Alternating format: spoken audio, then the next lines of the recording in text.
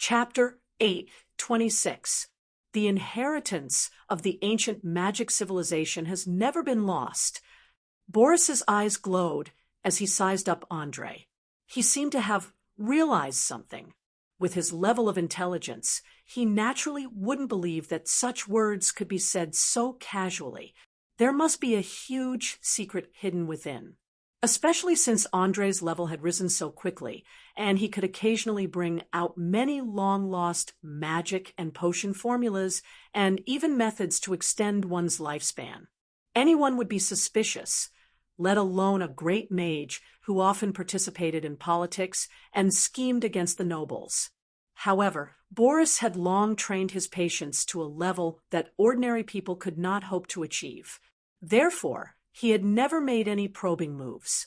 He selectively turned a blind eye to the good things that made countless members of the association green with envy and go crazy. He even pretended not to hear the hints from several senior members. The reason was simple. On one hand, he didn't want to lose the method to extend one's lifespan for no reason. On the other hand, he didn't have the confidence to deal with the power behind Andre. But now, he had a premonition that it was about time to lay all his cards on the table.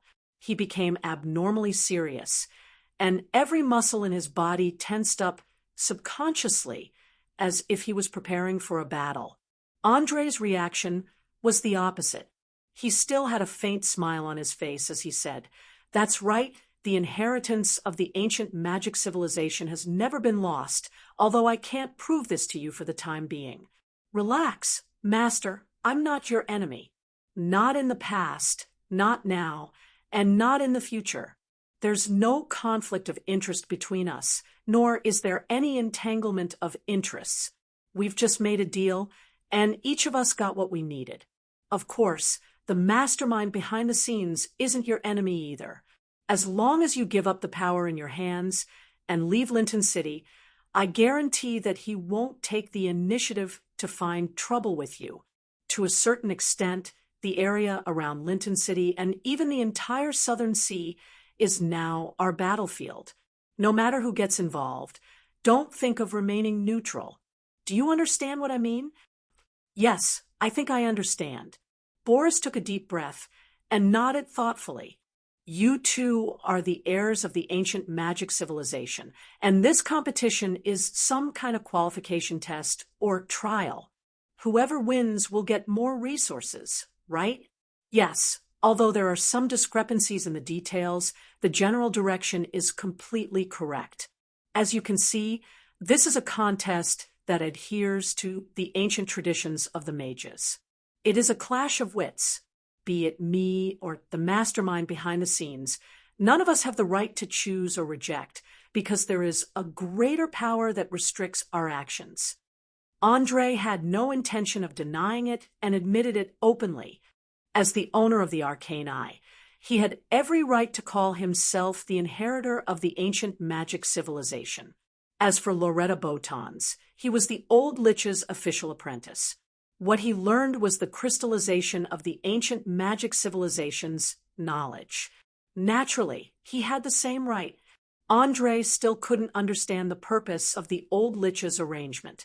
Even an emergency, like the sudden awakening of the mystical, I couldn't change his original intentions. However, there was one thing he was very clear about. Before he became a true chess player, it was best to obey the old Lich's arrangements and accept his kindness and protection. Otherwise, he might have to face the terrifying gods directly. With Andre's intelligence, he didn't believe that the gods who had destroyed the ancient magic civilization with their own hands would allow him, the owner of the mystical eye, to stay in the material world and slowly grow stronger. Once his identity was exposed, what awaited him would be a storm of attacks. Most of the time, power was the foundation of everything. The so-called ethics and laws were nothing more than a piece of paper used to clean up one's mess. When needed, it would be used to fool the ordinary people and then thrown aside after it was used. It had always been like this since ancient times. Boris furrowed his brows and glared with his sharp eyes. He lowered his voice and asked, "Why are you telling me this? What is your purpose? Or, rather, what do you want from me?" Andre leaned forward slightly and whispered into the old mage's ear, "It's very simple. I hope to receive your help. Not now, but after you have gained a long lifespan. Help? What kind of help?" Boris continued to probe without batting an eyelid. He appeared to be very cautious, as if he didn't want to be involved in this dangerous game. Andre had already expected the president's cautious attitude. He smiled and explained, "I won't hide it from you. As far as the current situation is concerned, I'm at a great disadvantage. So I especially need the strength of the Association of Mages. The Association of Mages happens to be under your control. I hope that after you return to Linton City, you can try your best to persuade the senior members to support me or choose to remain neutral. This way, I can deal with Gavin Lauren with ease. I believe you should be very clear about what he has done behind the scenes. I have every reason to start a war of revenge, don't I?" When Boris heard this word, an expression of sudden realization appeared on his face. He then muttered to himself, "Revenge? I see. Zebulun is Gavin Lauren's apprentice, and also the son of the Blood Marquis, Kyrgyz. Now that their fleet has attacked you, you have every reason to take them to the council and apply for arbitration.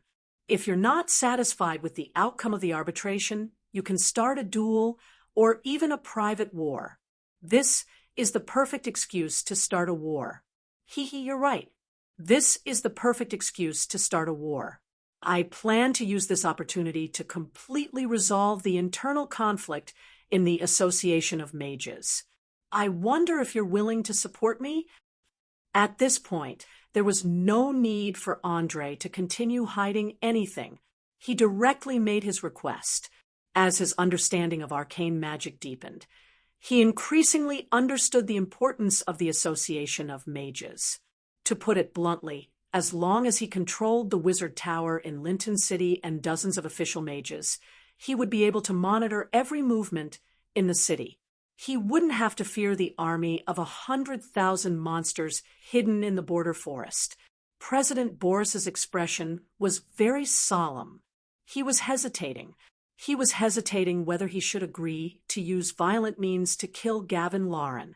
This was because it was very likely to cause the association to develop from a loose organization of spellcasters to a semi-military organization. In the future, they would no longer abide by traditions and rules. Whoever had the bigger fist would have the right. Obviously, this seriously went against the original intention of the Association of Mages. Therefore, he needed to carefully consider before giving an answer. Chapter 8:27. Andre stood motionless in the sultry and salty sea breeze of the night, silently watching the troops leave the docks and head for the castle at the highest point of the city under Teresa's lead. He didn't seem to be in a hurry, nor did he urge President Boris, who was deep in thought, because he believed that this wise great mage would make the right choice. Under the illumination of the moonlight, a total of more than 1,600 soldiers, except for a small portion who stayed behind to guard the ships, all left for the upper city. Accompanying them were more than 20 heavy bronze cannons and a large amount of ammunition. More than 50 carriages and ox carts were loaded. At a glance, it was a majestic sight. In terms of direct combatability, with Valen City's current state, there was no force that could stop them from advancing. Even delaying them for a bit was an extravagant hope, due to the immense destructive power of the cannons. Even if someone wanted to rely on the terrain and buildings to fight in the streets, they would be blasted to pieces in an instant. The Sardinia Islands that had lost the protection of the pirate fleet were like a coconut that had been stripped of its shell, revealing the delicious coconut juice inside, and the tender and smooth coconut meat, after who knew how long, perhaps a few minutes, perhaps half an hour. All in all, it wasn't until the last carriage loaded with gunpowder and cannonballs disappeared at the end of the street that President Boris sighed and said in a helpless tone, "All right, I can help you, but you have to guarantee that the scope of your revenge will be limited to Gavin Lauren and his close associates. You can't use this as an excuse to start a purge. There aren't many official members of the Mage Association to begin with, and every one of them is very precious.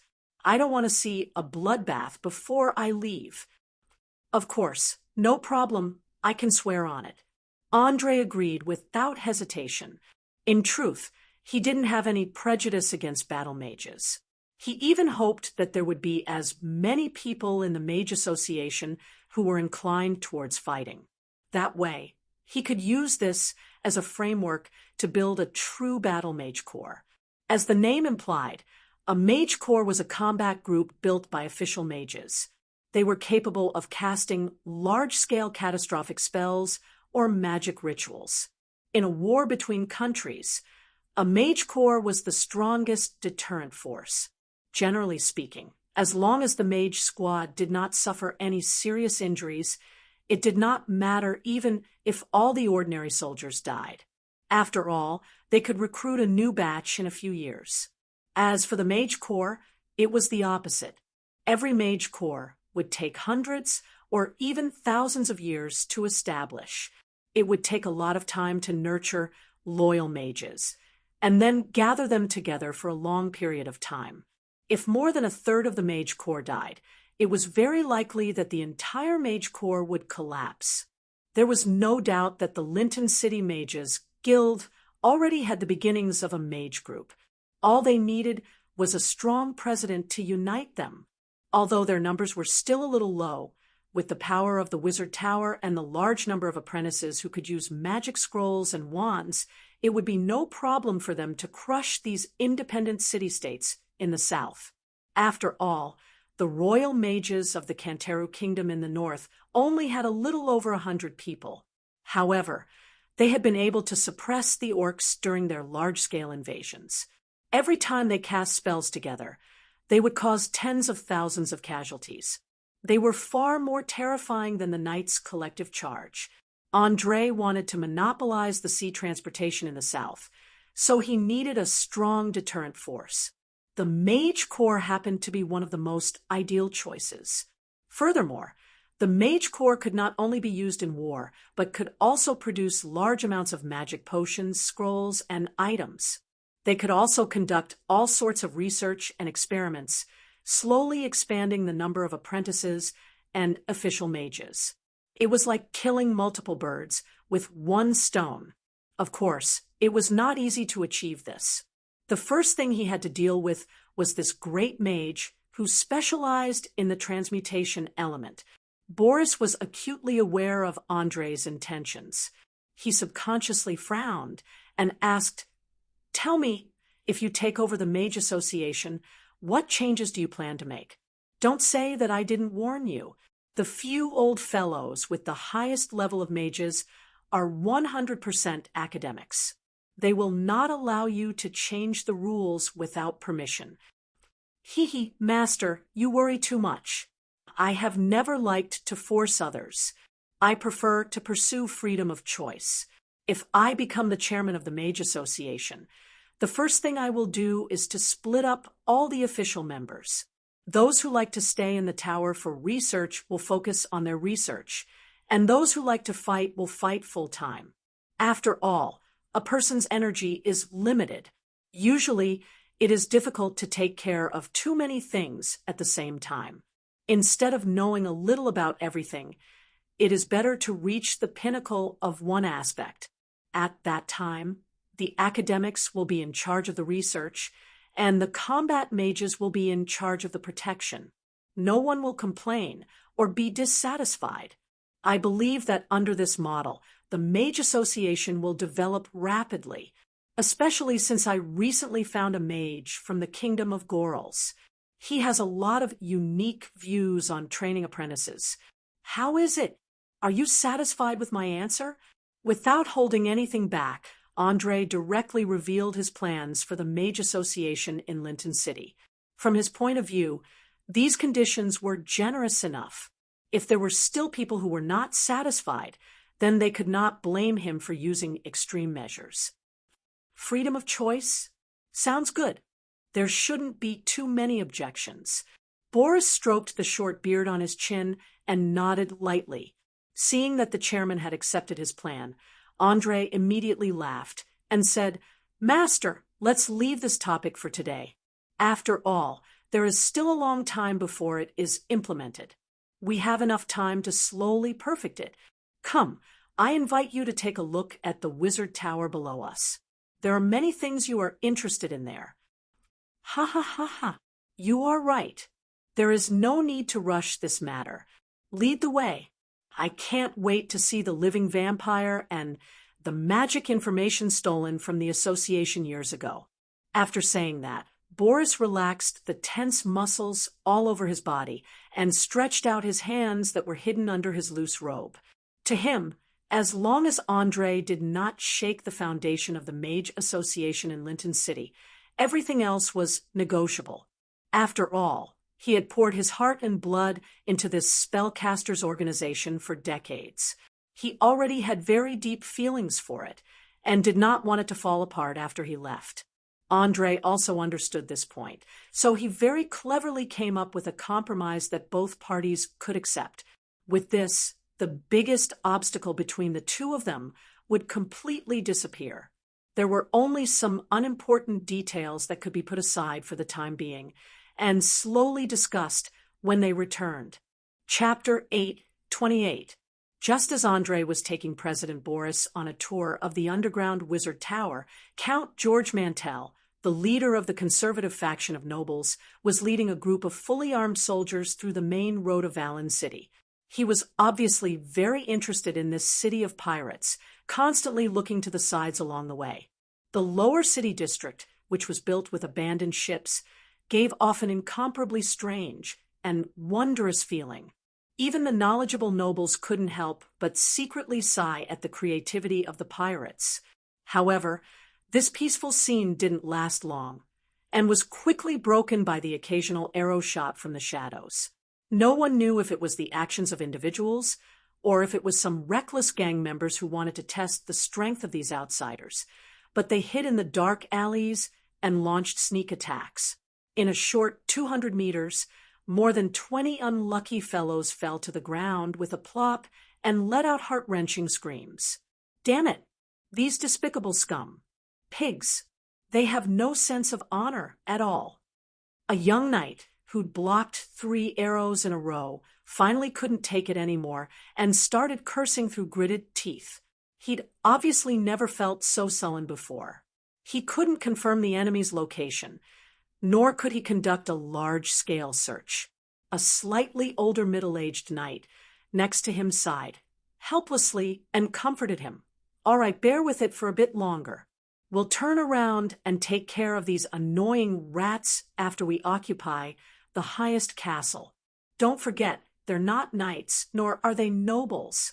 They're just a bunch of hoodlums and scoundrels living in the shadows. How could they have any sense of honor?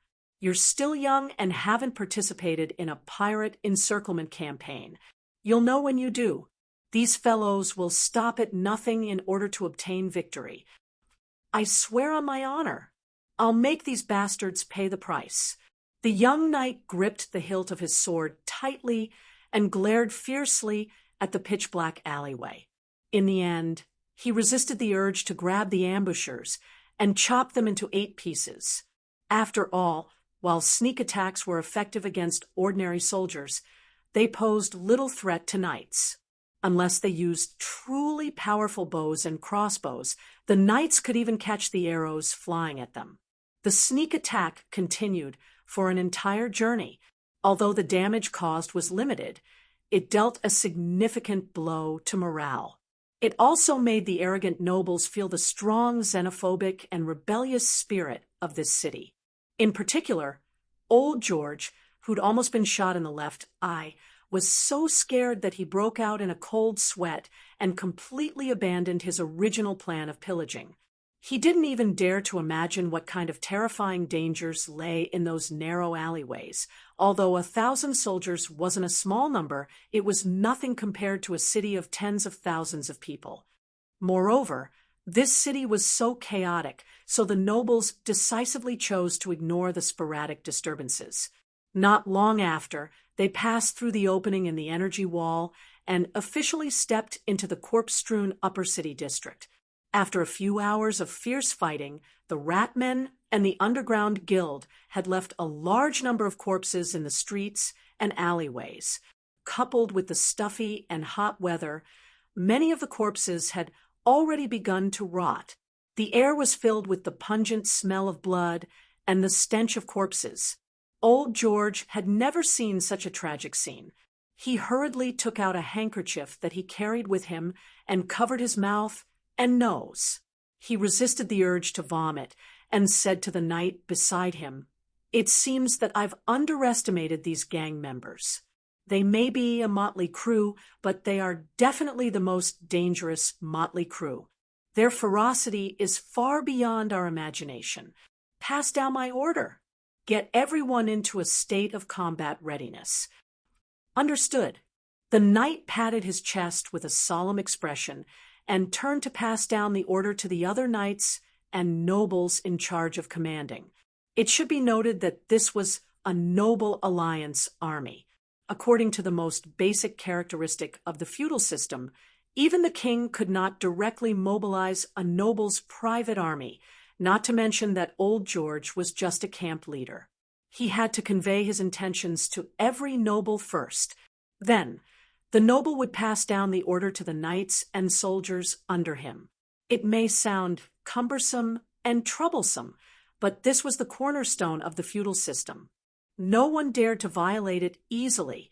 Otherwise, they would face the hostility and siege of the entire noble class. As the order was passed down, more than 1,000 people quickly dispersed. They formed more than a dozen small square formations with 100 people as a unit. They placed the vehicles in the center and moved forward slowly. Fortunately, the roads in the upper city were relatively spacious. The buildings on both sides of the road were also very sparse. They were either luxurious manors, villas, or beautiful two-story wooden buildings. Otherwise, they would never be spread out. Such a large formation naturally couldn't be hidden from the spies hidden in the dark. In less than 5 minutes, this information was placed in front of the leaders of both sides. The underground guild didn't hesitate at all.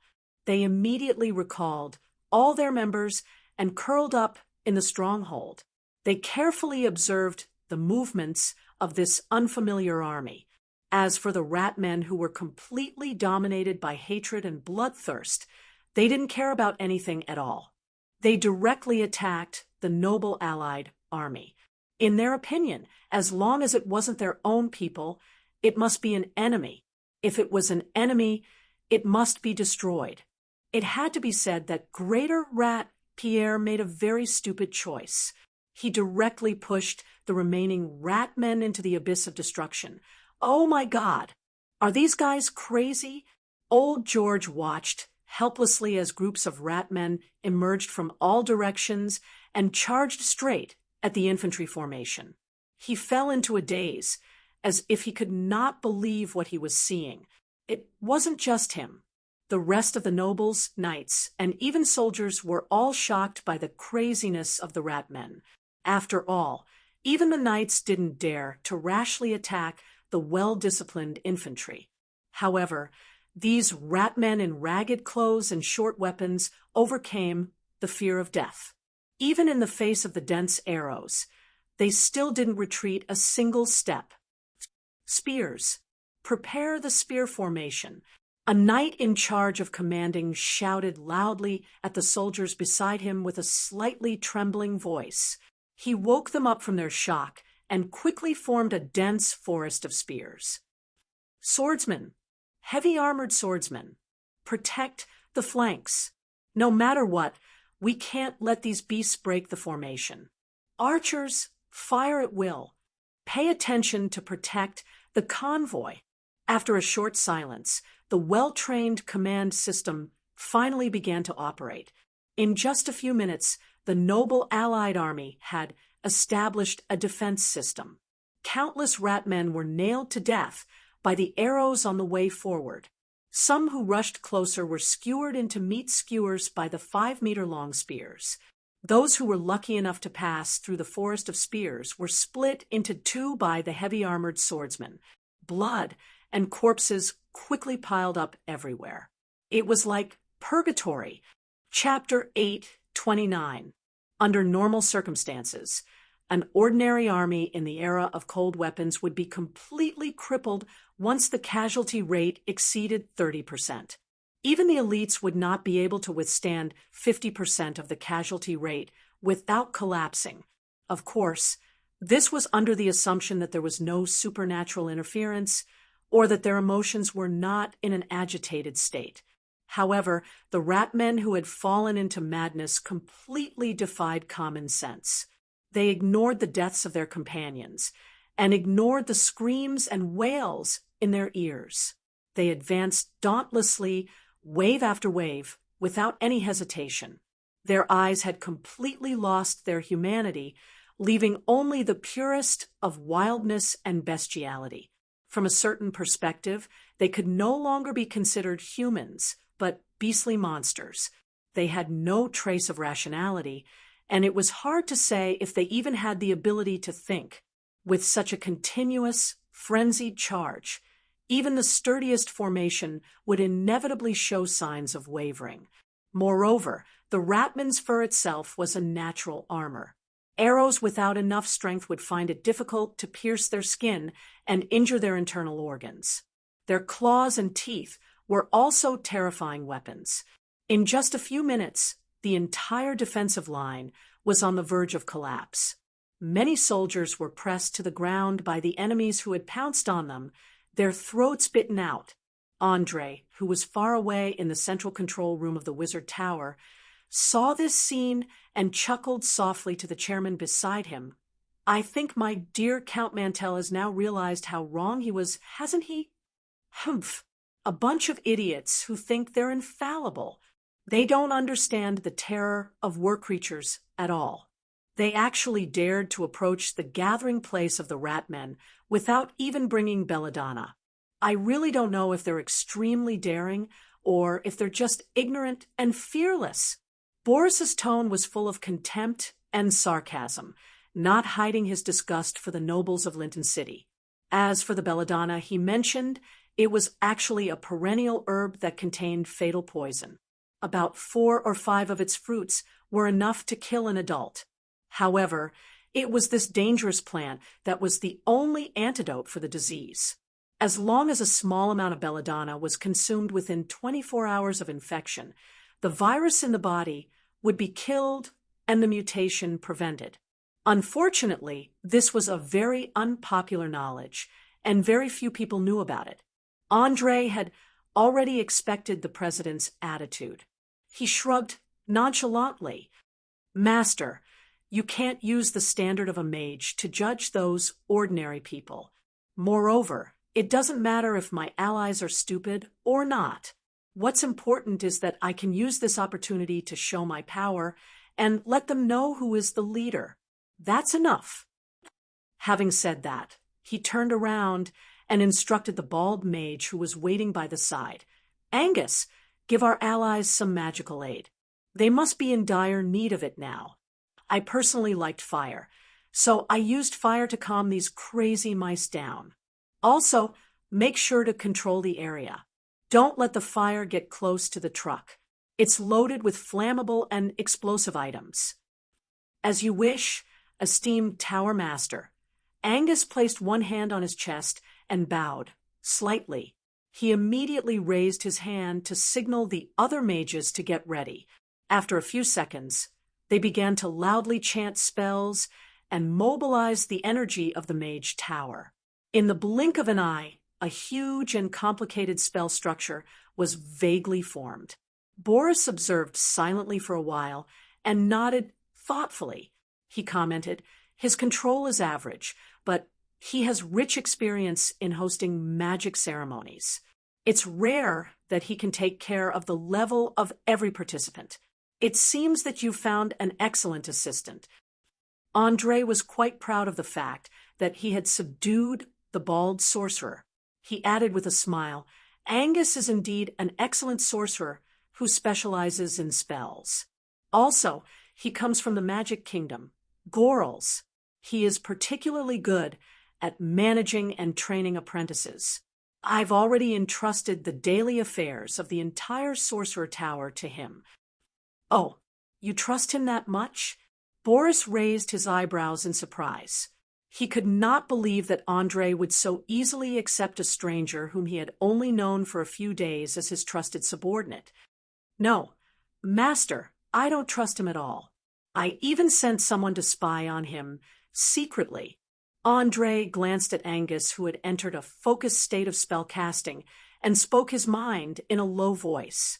Boris subconsciously frowned and asked, You don't trust him? If you don't trust him, why did you give him so much power?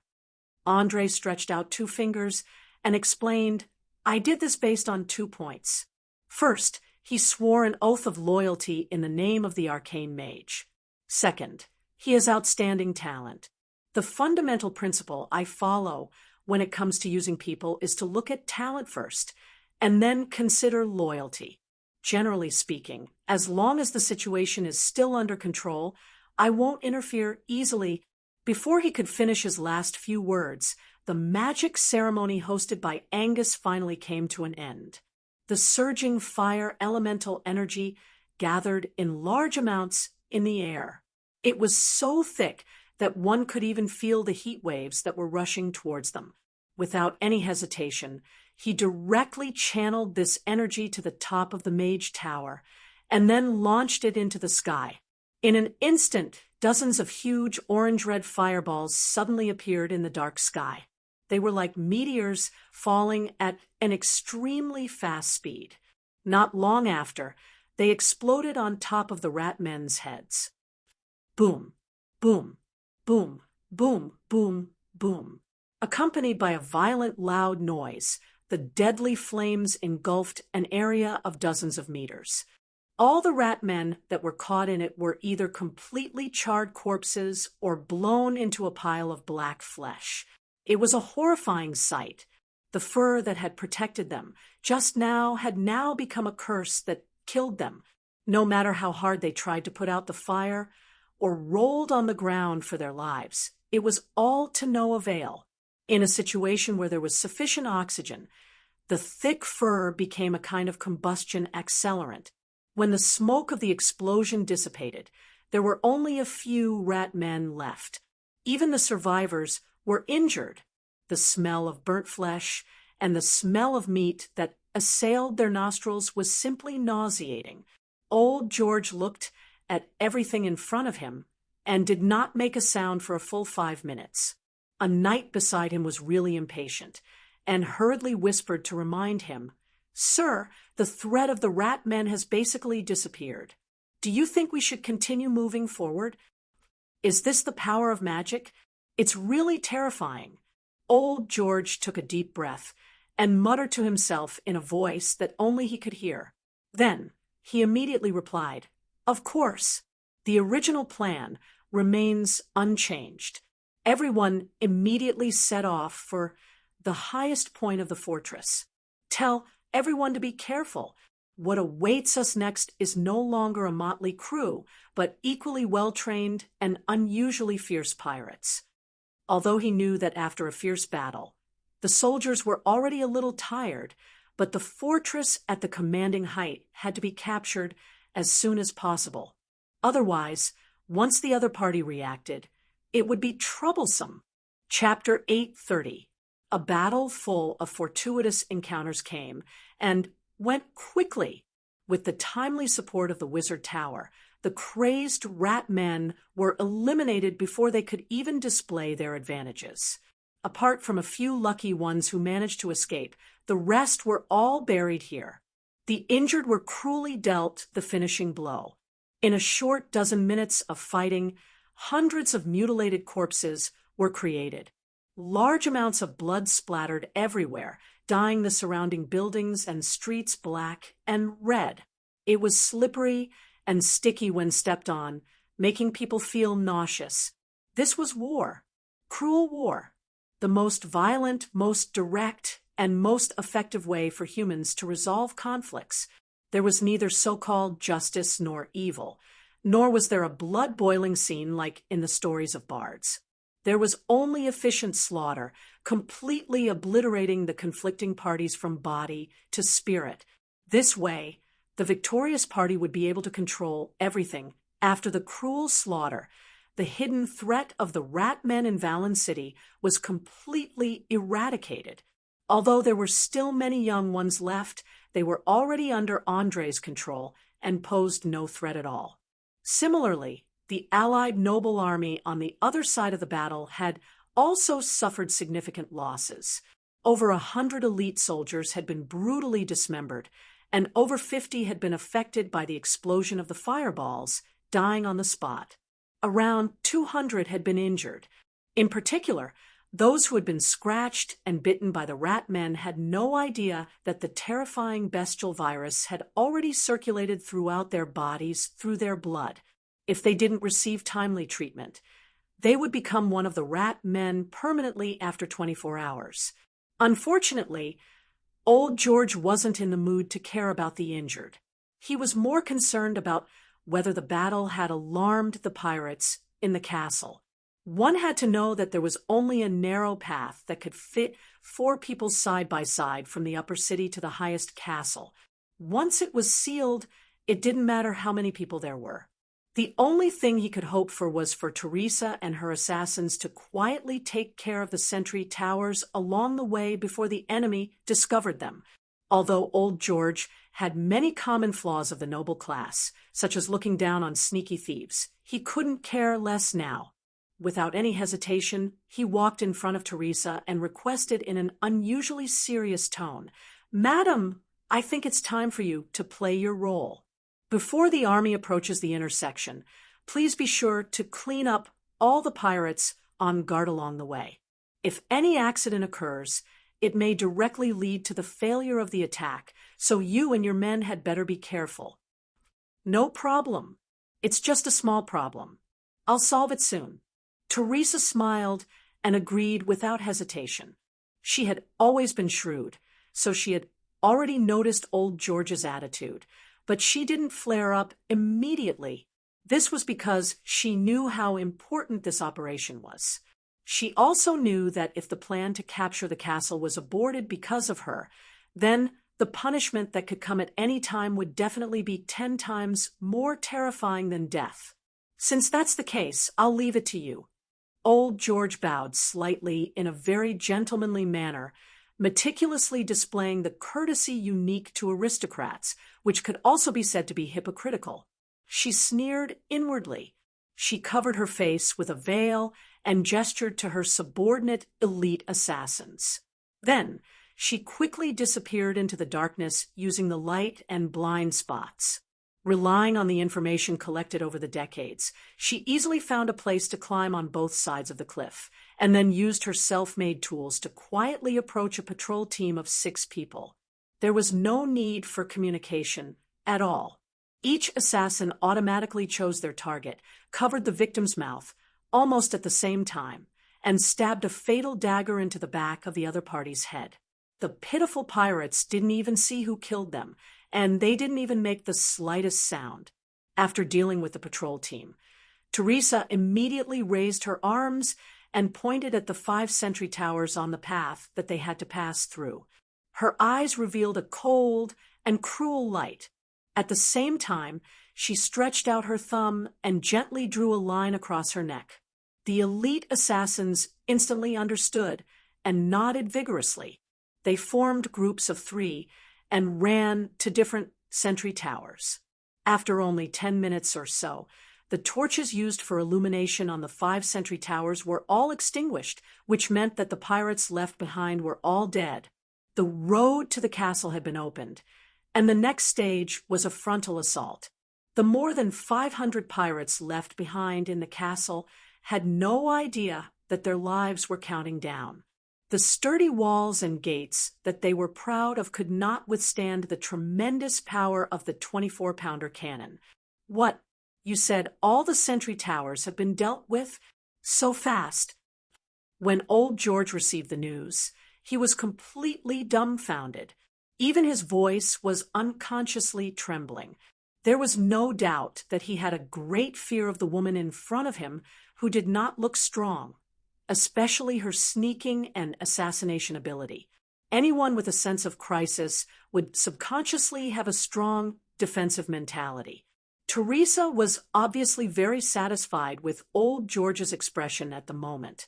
The corners of her mouth curled up slightly, and she teased in a playful tone, "Of course, my dear aristocrat.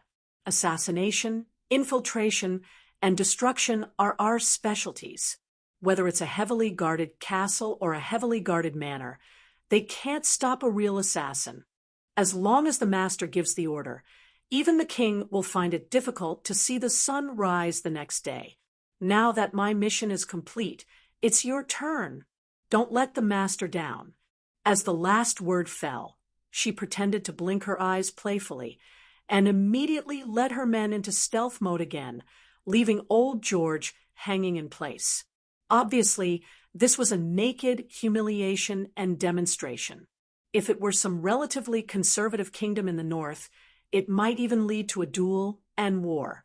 The knight waiting at the side was obviously burning with anger. He clenched his fists and suggested in a low voice, "Earl, that damned woman is so rude. Aren't you going to do something about it?" "Do something? Tell me, what are you planning to do?" The cunning George Mantle glanced at his loyal vassal and asked without batting an eyelid. "Teach her a lesson. Let her understand that the dignity and glory of nobles cannot be violated." The knight raised his iron-gloved right hand, showing his determination to defend his honor. Unfortunately, old George did not seem to have such plans. He sighed slightly and said, "Forget it. She's Andre's subordinate. We don't have the qualifications." Chapter 831. In fact, it was not that old George did not want to teach Teresa a lesson, but that he could not and did not dare to. Ever since he saw the huge fireball falling from the sky, he had completely given up the idea of fighting for a leading position in this alliance. Andre's strength had expanded too quickly, far beyond everyone's expectations. He had upgraded from a wolf cub with great potential to a terrifying predator, like a lion and a tiger, especially the destructive power of magic. Anyone who had experienced it would inevitably be traumatized, fearing that a similar situation would happen to them one day. Coupled with the assassination ability shown by Teresa and her elite assassins, any clear-headed and calm noble would choose to exercise restraint as much as possible. Otherwise, once a conflict broke out, they would be the unlucky ones. George Mantell had been in the noble circle for decades. He no longer cared about honor or dignity like young people, and even paid the price with his life for it. Moreover, Teresa was not someone who could be taught a lesson. Just finding her in the dark was difficult. The knight was obviously unwilling to give up. He asked indignantly, "Are we just going to let it go? You are the leader of one of the two noble factions in Lincoln City. If other allies see this, how can you convince them in the future?" "Leader? Convince them?" A faint, self-deprecating smile appeared on old George's face, and he laughed. "Ha ha ha. Well, dear Wilson, don't worry. It won't be long before I am no longer the leader of the conservative nobles, because a new candidate is already in the pipeline. Can't you see it? Andre intends to push Countess Anastasia to the forefront as his spokesperson, and he has the ability to satisfy everyone's interests. Let a young, strong, ambitious, powerful, capable, and potential leader replace an old, conservative, and slightly weak leader. I think no one will object, right? The so-called noble leader is actually not as glorious as it looks on the surface. Not only do they have to confront the enemy head-on, but they also have to mediate and ease internal disputes and contradictions so that every noble in the alliance can benefit. I have been in this position for 10 years. Although I have gained a lot of benefits, I have also consumed a lot of energy. It's time to retire and rest and cultivate a qualified successor for the Mantell family. It had to be said that old George was indeed a rare wise man in the aristocratic circle. He had a clear position about the change in his position from the beginning to the end. When he met Andre for the first time at the auction, he defined himself as a powerful partner. At that time, although Andre was already quite famous, his foundation was very weak and could not be compared with the huge forces of the conservative nobles. However, this situation did not last for too long. After the second meeting, things changed. After tasting the rich returns of the salt trade, all the nobles involved went crazy over the terrifying profits. From this moment on, he finally saw Andre as an ally who was on equal footing with him. After all, Linton City was a trading city-state based on commerce. As long as one had enough gold coins, they could obtain everything they desired, including fame, social status, luxurious material comforts, young and beautiful women or men. They could also raise a large private army, recruit high-rank professionals, and even hire mages to serve them. This was also why, when the conservative nobles learned that Andre needed help, they didn't hesitate and immediately dispatched elite soldiers and knights to support him. There was no other reason, only benefits. In their eyes, Andre was a goose that could lay golden eggs. No matter what, nothing should happen to him. As for the third meeting, old George was surprised to find that Andre was not from the same world as himself. The other party had been promoted to a superior at the level of President Boris and the four dukes. He had also quietly gained a group of outstanding subordinates. Old George's response to such a dangerous person had always been to give in, compromise, and try not to have a direct confrontation. After all, there was no hatred between the two of them, nor was there a conflict of interest. Therefore, giving up the leadership position was an inevitable choice. The knight called Wilson looked into his monarch's eyes. After a full minute, he shook his head helplessly. "All right, Count, I respect your choice. However, please remember that you are a count, and the Mantell family is an ancient family with a history of 600 years. Sometimes you have to stand up and protect their honor. Blindly shrinking back will only make people feel that you are weak and can be bullied. I know, of course I know, but not now, and not in this sensitive period." Old George narrowed his eyes and muttered to himself. Just as the two of them were talking, the allied noble army finally passed through the narrow path slowly and arrived in front of the castle at the top of the cliff. This was a classic medieval-style castle built to withstand fierce attacks. The entire body was piled up with the hardest rocks. Just the outer walls alone had as many as 4 layers. The shortest part was more than 10 meters high. 6 towering arrow towers were distributed around the castle, ensuring that every corner was within the range of long-range weapons. No matter which angle the enemy attacked from, they would be attacked by at least 3 arrow towers. To a certain extent, this was a castle that was basically impossible to conquer. Whether it was catapults or ballistas, it was difficult to cause too much damage to the hard rocks, not to mention climbing the walls directly. At least 5,000 bodies would be left behind just to occupy the 4 layers of outer walls.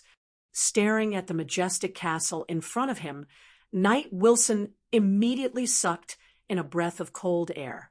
"Hiss, are you sure we can conquer it?" Old George smiled bitterly and nodded. "Yes, we have to conquer it. Let's hope that the things on the carriages behind are as powerful as what Andre promised. Otherwise, we can only slowly besiege it and wait for the pirates inside to run out of food and water. Go and pass the order. Let the people on the Eye of Arcane start attacking the city gate." "As you wish."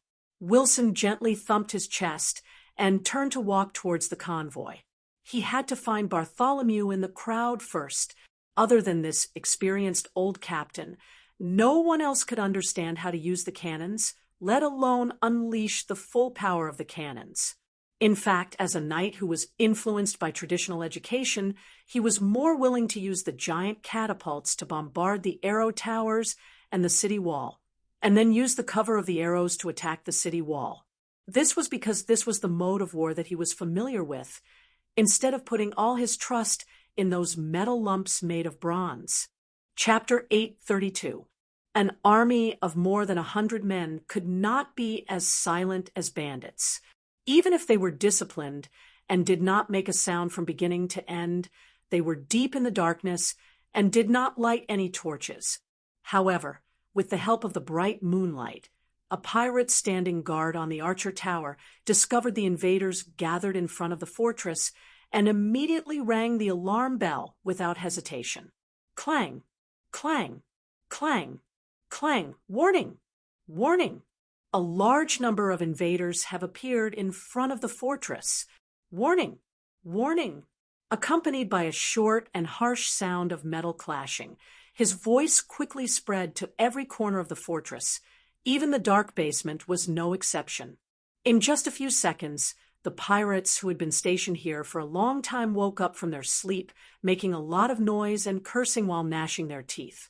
They quickly put on their clothes and armor and walked up the fortress wall with their weapons. In less than 10 minutes, the entire fortress was brightly lit from top to bottom.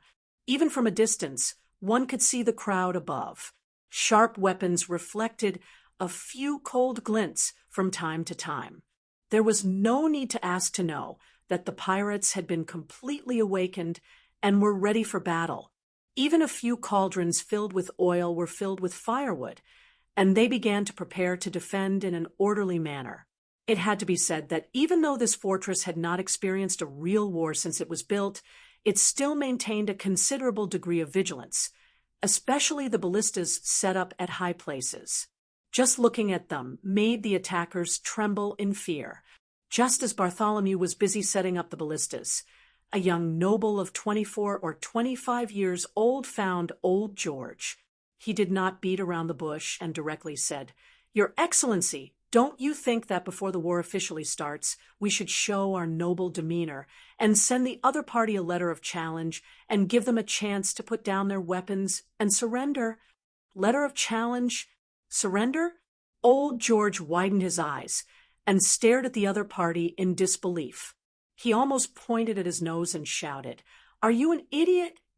However, the young noble did not seem to have any self-awareness and still proudly explained, "That's right. If we don't abide by the ancient war etiquette, we will definitely be mocked by the other nobles. Once we are labeled as barbaric and vulgar." Before he could finish speaking, Old George could no longer bear it and interrupted, "I'm sorry, Baron Herman, I can't satisfy your request. Because the enemy we're facing is a group of pirates who commit all sorts of crimes, and they're also the archenemies of Lincoln City. They won't accept your challenge, nor will they surrender to us. So, I order you to return to your post and wait for orders to attack." "No, you can't do that. Our reputation will be ruined." The young man called Baron Herman's face flushed red, obviously a little angry. "I don't care about reputation or not. I only know that if you send an emissary, then the emissaries head to use as a tool to humiliate us. Now, go back and wait for your orders. If you are dissatisfied, you can complain to your father when you go back." Old George did not give any face to the young man in front of him and scolded him in front of countless soldiers. After all, the war was imminent. He did not want to damage the already low morale because of one or two hot-headed idiots. In the era of cold weapons, morale was the most important factor that determined victory or defeat. An army with high morale could defeat an enemy 10 times their number, while an army with low morale would fall into internal strife even before the enemy launched an attack. Baron Herman's eyes quickly became bloodshot. He glared at old George angrily, feeling that he was treated unfairly. However, he knew that he could not disobey the military order at the moment, so he turned around and left without saying a word. He was not even willing to say a word of greeting.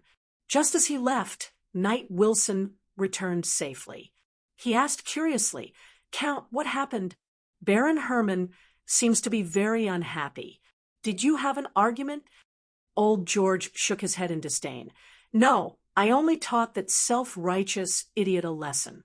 He actually wanted to send an emissary to the pirates to hand over a letter of challenge and ask them to lay down their weapons and surrender." "What? Is he crazy?" A surprised expression appeared on Wilson's face. At the same time, he turned around and glanced at the young noble who disappeared into the crowd. "Not to the extent of being crazy. In my opinion, it's just that he's heard too many bards' stories and can't think straight. If it's a war with the enemies of the civilized world, I'm naturally willing to abide by the ancient rules of war. But pirates, forget it. They even kill the old and the young. They've long lost their humanity. Oh, right. How are the preparations for those metal lumps? When can we start the attack?" As he spoke, old George cast his gaze at the busy figures not far away. The crew on the Eye of Arcane lifted the bronze cannons together with the sports car from the cart and fixed them on the relatively flat ground. Then, they carefully calibrated the height of the cannons. More than 20 heavy cannons were lined up in a row. The black muzzles were aimed at the main entrance of the castle. Dozens of experienced gunners quickly filled the gunpowder and stuffed the heavy projectiles into the cannonballs.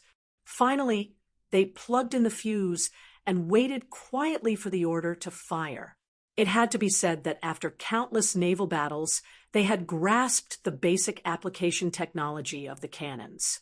Although their proficiency was still a little lacking, their movements were quite professional. It was reassuring to look at. Knight Wilson pointed at the cannons and said with a smile, according to Bartholomew's reply, "They'll be ready in half an hour at most." He even promised me that 3 volleys at most would be enough to blow up the first outer gate. Old George was a little surprised by Bartholomew's confidence. The corner of his mouth curled up slightly. He asked in a playful tone, "He's so confident in these alchemy weapons." "Yes, very confident. He even made a bet with me. If it doesn't blow up after 3 volleys, he'll lose 500 gold coins to me. If it does, I'll lose 500 gold coins to him." After saying that, Knight Wilson's eyes revealed a cunning look that did not match his honest appearance. It was obvious that he did this on purpose. He was testing the power of the cannons so as to give a reference to the monarch he was loyal to. Old George nodded in satisfaction. "Very good.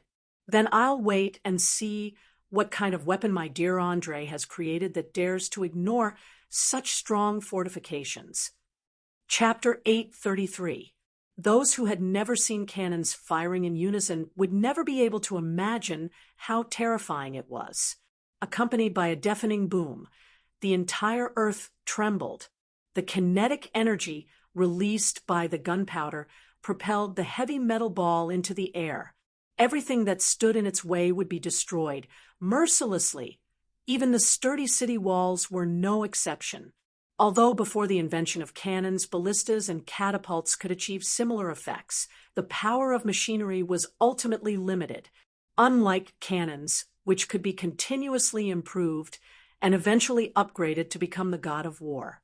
Feeling the sultry sea breeze blowing on his face, Bartholomew had a very strange feeling. He knew that tonight he would personally rewrite the history of the Oreir War. From now on, the sturdy city walls and fortresses would no longer be impenetrable moats. He only needed to set up cannons from afar and fire a few times in unison. Just as he was lost in thought, Lady Anastasia came to his side. She gently stroked the cold body of the cannon and asked softly, I heard that you made a bet with Knight Wilson. Haha, that's right. He purposely tried to provoke me and test my confidence in this weapon. I guess it was Count George Mantell's private instruction. Bartholomew replied with a smile, not caring at all. Obviously, he had seen through the other party's intentions from the beginning. However, he did not expose him. Instead, he took the initiative to cooperate. After all, for an ordinary knight, taking out 500 gold coins for a bet was already the limit. If he lost, Wilson would be heartbroken for a while. Staring into the old captain's deep and bright eyes, Lady Anastasia suddenly revealed a sly smile. She lowered her voice and teased, "It seems that you are very confident in these metal lumps. Can you tell me if they can sink the largest warship in an instant like the legends say?" Of course, my lady. Didn't Miss Chloe describe the scene of naval battles to you many times? I can swear on my reputation that she did not mix in any exaggeration this time. If you are still curious, you can stay here and see for yourself. Just be careful and keep a safe distance. Try to block your ears, or you will be temporarily deafened by the loud roar. With that said, Bartholomew stretched out his arm and motioned for the Countess to take her hand away from the cannon and take a few steps back. He didn't want to accidentally hurt his own people when he fired. But before Anastasia could react, a strange noise suddenly came from the castle in the distance. Then countless black dots were shot into the air, and then became bigger and bigger under the acceleration of gravity. They fell straight in the direction of the Alliance army. Damn it. They were stones shot out by catapults and ballistas. Spread out. One of the knights with the fastest reaction quickly ran back while shouting a warning at the top of his voice. It should be known that even with the physique of a knight that was far superior to that of an ordinary person, he could not withstand the heavy impact of a huge rock. Once he was hit, he would definitely become a bloody meat patty. In just a few seconds, countless rocks finally fell from the sky and smashed down. A dozen or so unlucky people who didn't have time to run away were directly smashed into the ground with a bang. They didn't even have time to scream. It had to be said that catapults and ballistas were perhaps the most merciful weapons in the era of cold weapons. Because the kinetic energy was too great, the victims often died completely before they could feel much pain. Even if their deaths were a little tragic, there was no doubt that the pirates took the initiative to attack while the enemy was still standing. With the advantage of height, their catapults and ballistas had a longer range. Although the hit rate was a little unsatisfactory, it still caused a great blow to the morale. Old George, who was almost hit by a stone, shouted in exasperation, "Bastards! How dare they? Counterattack! Let those metal lumps hit them back hard. Immediately! Counterattack! The Count ordered a counterattack. Let's show these reckless pirates what we're made of." Due to the chaos, the orders could only be transmitted one after another. Within a few minutes, it reached the ears of the old captain. Without any hesitation, he roared at the cannoneers under his command, "Little bastards! Did you hear the order? Fire! I bet 500 gold coins that you can blow up the outer wall in 3 rounds. Remember, if anyone dares to embarrass me, I'll make them wash the toilet for a week. If you can do it, I'll use the 500 gold coins I won to buy you wine." "Oh, just wait and see. Ha ha ha. What are you waiting for? Move. Let the pirates see the power of these treasures. I hope they won't be scared to the point of peeing their pants." The vulgar gunners made nasty jokes as they lit the fuses. Then they all plugged their ears and looked into the distance with excitement. For some reason, the side of human nature that craved destruction was vividly displayed on them. Whenever they saw something being torn to pieces under the ravages of the cannonballs, they would have an indescribable pleasure. The fuses were not long and burned out in the blink of an eye. Then red sparks spurted out from the tiny holes, making a terrible sound. Boom, boom, boom, boom. A total of more than 20 bronze cannons finally began to show their power. The terrible kinetic energy generated by the burning of the gunpowder was transmitted to the ground from the supporting structure. Everyone standing around could clearly feel the ground shaking, and some could not stand steadily. In particular, the soldiers who saw the cannonballs for the first time were obviously frightened. They lay on the ground with their eyes wide open, trying to follow the trajectory of the cannonballs. But unfortunately, their movements were a little too slow and could not catch up with the cannonballs that exceeded the speed of sound.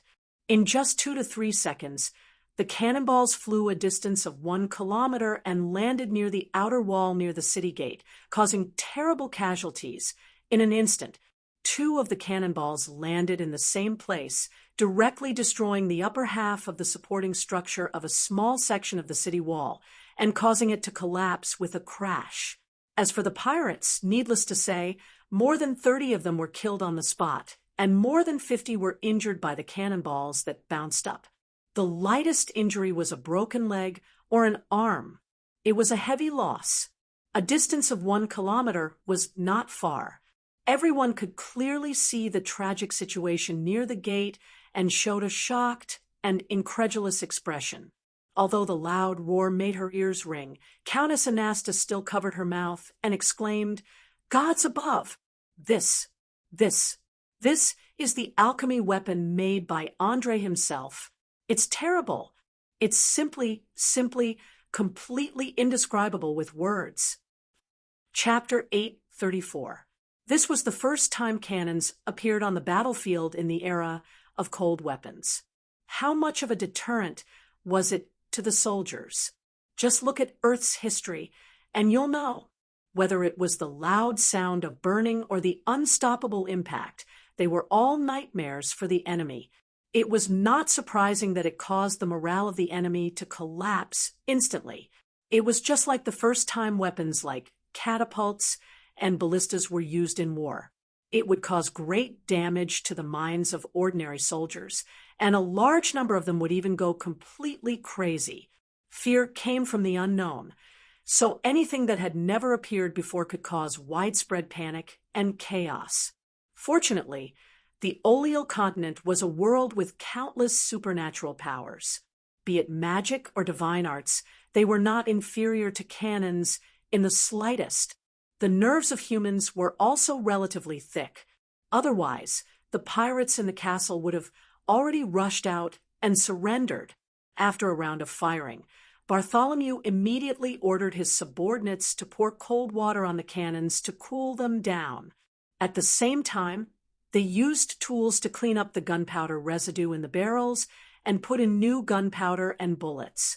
Then they calculated and adjusted the design angle. Because the original bronze cannons were not fixed like the later field cannons, they had excellent support structures and perfect mechanical design. Most of the reaction force could be neutralized the moment they fired. So every time they fired, the cannon would move more or less. They had to be recalibrated before they could fire a second time. A person who had been trained by Andre personally raised his right thumb and used his eyes to measure the distance between each cannon. After 5 minutes, the 20-odd cannons were all calibrated. With Bartholomew's order, another round of firing began. Boom, boom, boom, boom. The pirates within the castle, who had fallen into chaos, would never have dreamed that the second wave of attacks would come so quickly and so fiercely. It must be known that their catapults and ballistas were still in the process of being reloaded. It would take at least 10 minutes before they could fire again. To some extent, this was one of the signs that cannons were more advanced than mechanical weapons. It was easier to operate, faster to fire, more accurate to hit, and easier to maintain.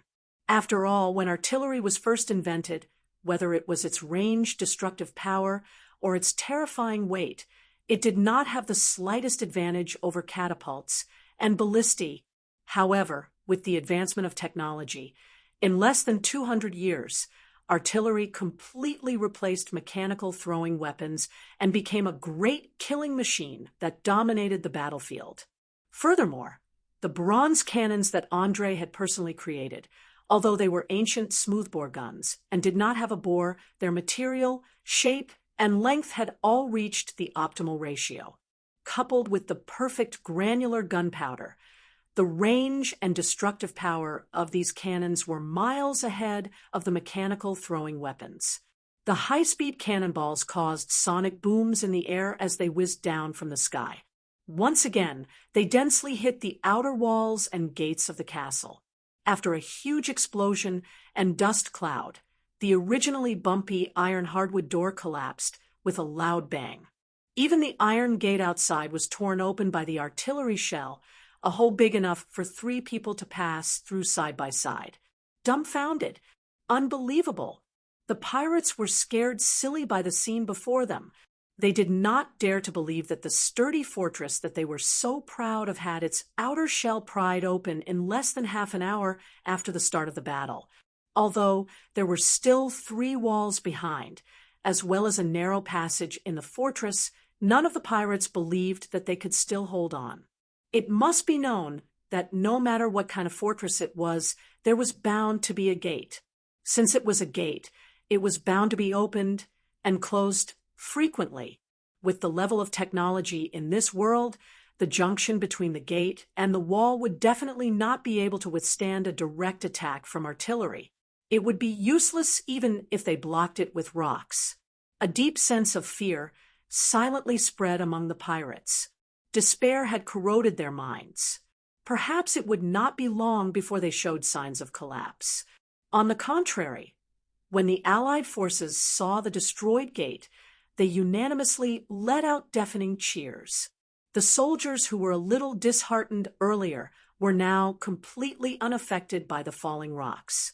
They shouted that they wanted to rush in and completely occupy this fortress with hundreds of years of history.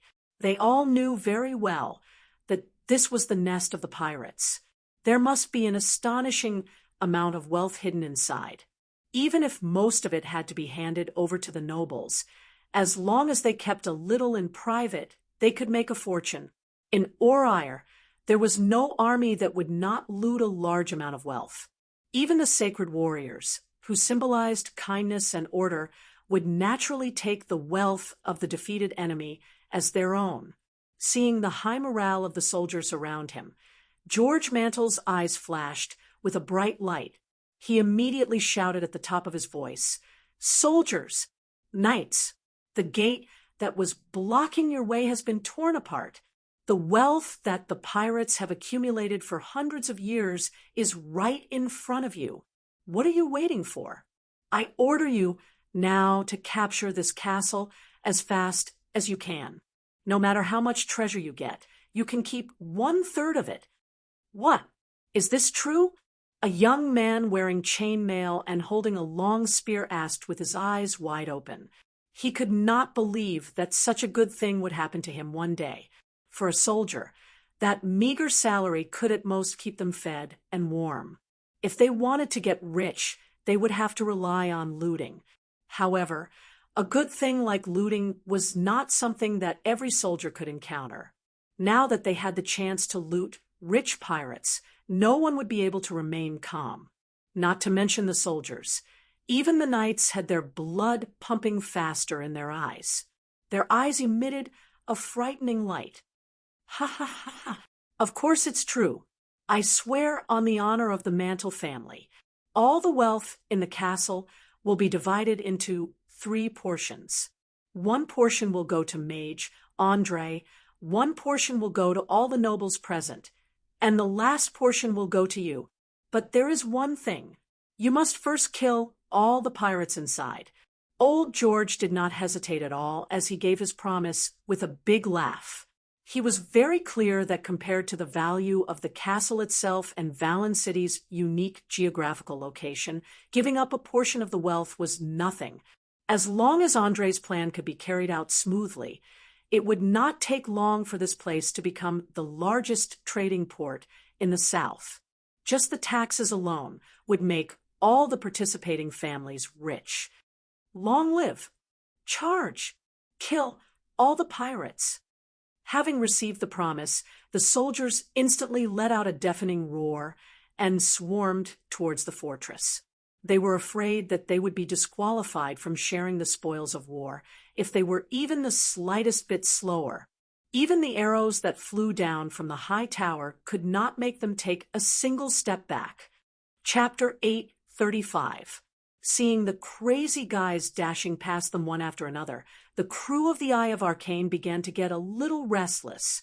Under the instigation of countless people, Uruzi, the mercenary leader, stepped forward with a wry smile and asked, "Captain Bartholomew, do you think we should follow suit? After all, that's the pirates' lair. There must be a lot of good stuff hidden there." "Follow up? No, don't even think about it." The old captain immediately shook his head in denial. "Our mission has been completed. The next step is to protect these cannons and ammunition and prevent anyone from taking them. Haven't you noticed? The eyes of those nobles are now like beggars who have been starving for days, staring at a sumptuous meal. I bet that if they don't have enough manpower, they will definitely try to get a sample back for research." That's right. The most important thing now is to protect these powerful weapons. We can't let them fall into the hands of outsiders. Countess Anastasia hurriedly stepped forward and echoed. At this moment, her eyes were shining with a fiery light. She couldn't wait to take all the cannons for herself, no different from the other nobles. After all, when the cannons were fired just now, everyone clearly saw that these weapons were not much weaker than a level 3 arcane spell. They didn't need a mage at all and could be operated by just a few crude sailors. Once they were popularized, they could definitely overturn the current mode of warfare. Especially when equipped on warships, monopolizing the trade of the entire southern seas would no longer be a simple fantasy. Eurus wasn't an idiot.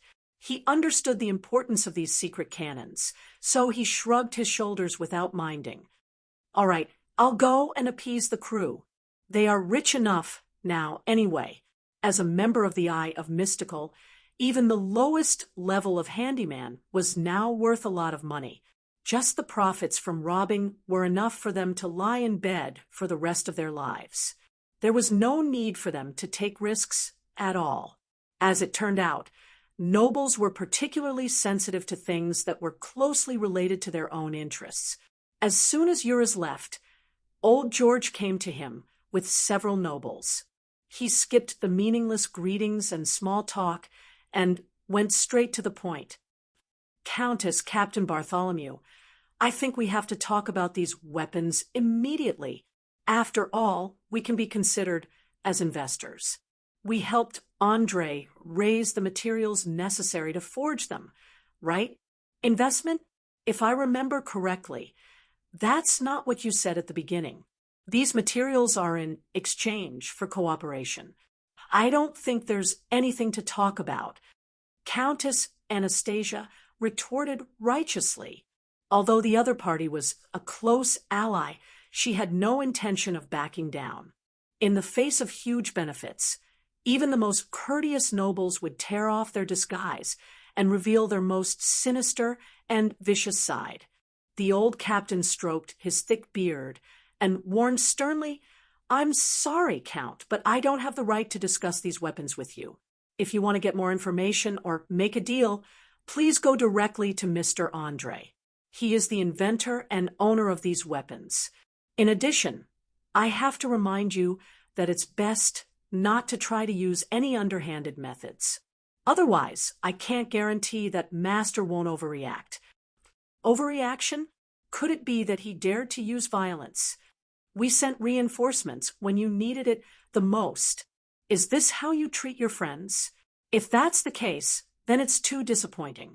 A pale-faced man who looked to be in his 40s yelled, trying to attract the attention of the people around him and achieve his goal of forcing them to repay his kindness. "That's right. We don't expect to obtain the manufacturing technology of these weapons. We only hope to have the qualifications to buy them. Can't we do that? Another noble stood up and made a request.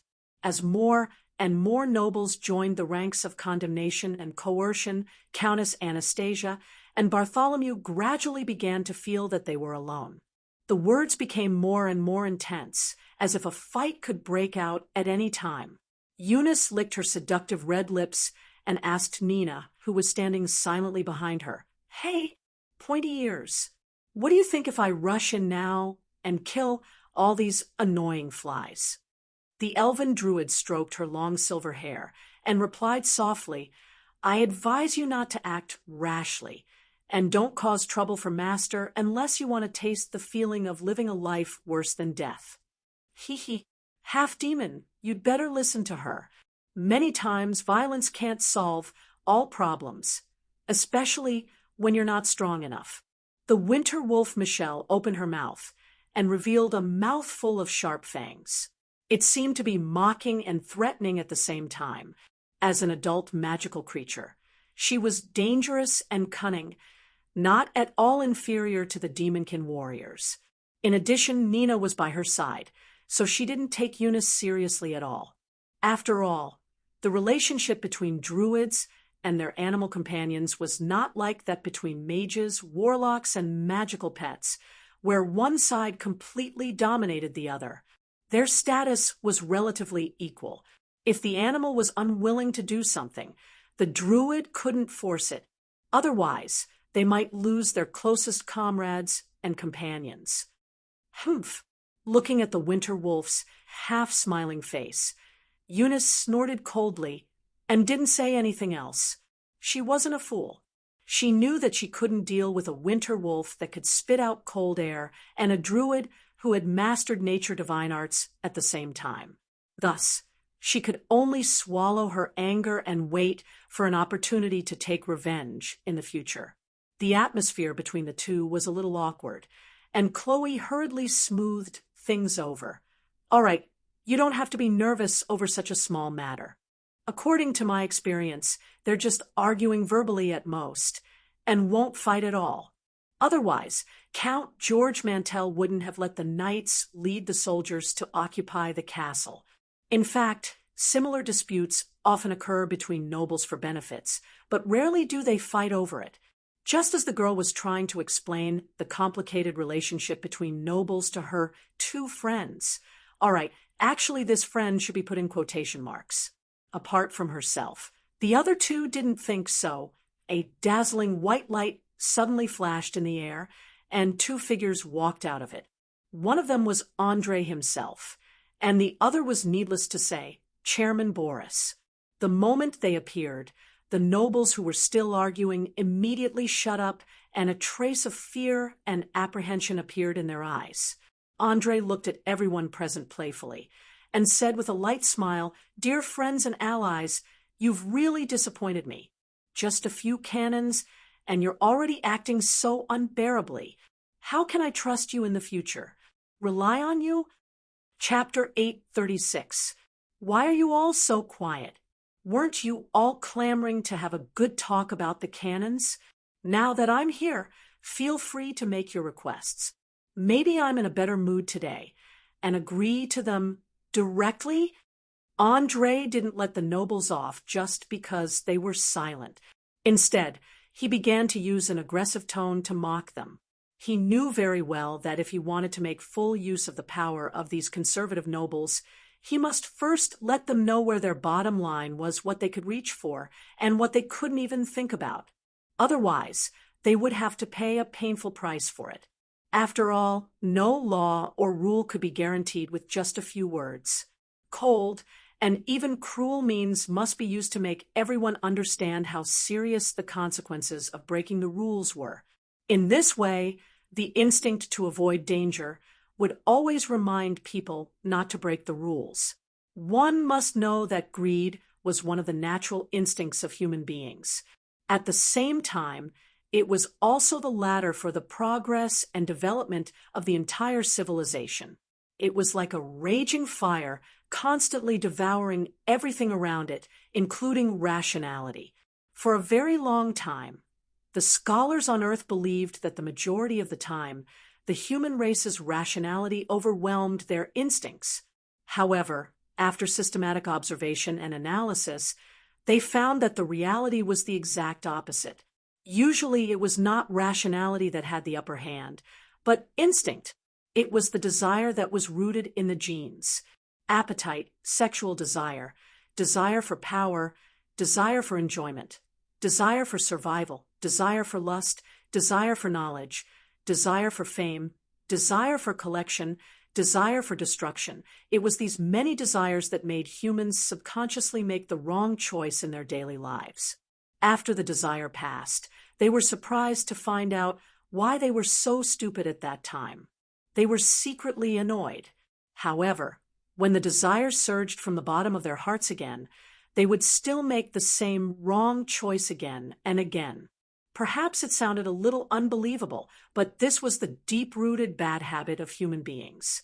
Only a very small number of strong-willed people could restrain themselves and completely reject the temptation of desire physically and psychologically. As a transmigrator who understood human nature, André never expected these nobles to restrain their greed. He only needed to let them know how high the cost of breaking the rules was. If they were to encounter similar situations in the future, their instincts would tell them what to do. Looking at André's slightly immature face that already showed the majesty of a superior, old George felt tremendous pressure. If he could, he really wanted to shut his mouth now and let this matter pass. But unfortunately, as the leader of the conservative nobles, he could not remain silent. He could only explain with a bitter smile, "Calm down, please calm down, my friend. There's no need for you to be so angry. We can all sit down and talk about the conditions. I believe that with the strength of everyone present, we will definitely be able to take out something that you're interested in. Calm down.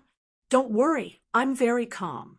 Otherwise, I would have already used enchantment spells to invade your brains and turn you all into slaves and puppets. Remember, don't always be greedy. My patience is limited. When the last bit is exhausted, I don't mind using the most direct and effective means to achieve my goal. You understand?" André showed an unprecedentedly tough attitude and unceremoniously issued a warning. It could even be said to be an ultimatum. It was not that there was no other way to deal with the greed of the nobles, but that he simply did not have enough time to slowly ease the conflict. With the pirate King Francis fleet about to return, the entire Sardinia Islands would soon change owners. At that time, the tone of the alliance had not been set yet.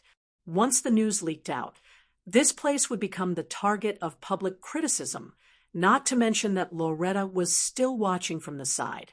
Although intensifying the conflict was likely to lead to countless problems, it was also a way to solve the problem at the same time. Surprise, astonishment, fear, anger. Hearing the words about using spells to control the brain, the nobles instantly panicked and revealed extremely complicated expressions. At this moment, they suddenly realized that they were facing a mage with powerful supernatural powers, not a simple young man. Old George did not expect that such a simple and crude threat would come from André's mouth. He could not believe that the other party would turn hostile so quickly, leaving no room for compromise. In his impression, André had always been a smart, rational, and polite young man who would never do anything out of line. That was why he dared to bring people to ask for the right to use the new weapon. But now it seemed that his previous judgment was definitely a huge mistake. The strong, cold, and aggressive André in front of him was the real him. With just 2 sentences, the scene instantly quieted down. Even the crew not far away could feel the extremely oppressive atmosphere around them. They cast curious gazes, wanting to know what the high and mighty big shots were talking about. As a member of the nobles, Lady Anastasia obviously did not want to make things too awkward. She quietly reached out and pulled André's arm, hinting at him to say something to ease the tension. After all, it was a little too much to threaten to use arcane spells to control the mind.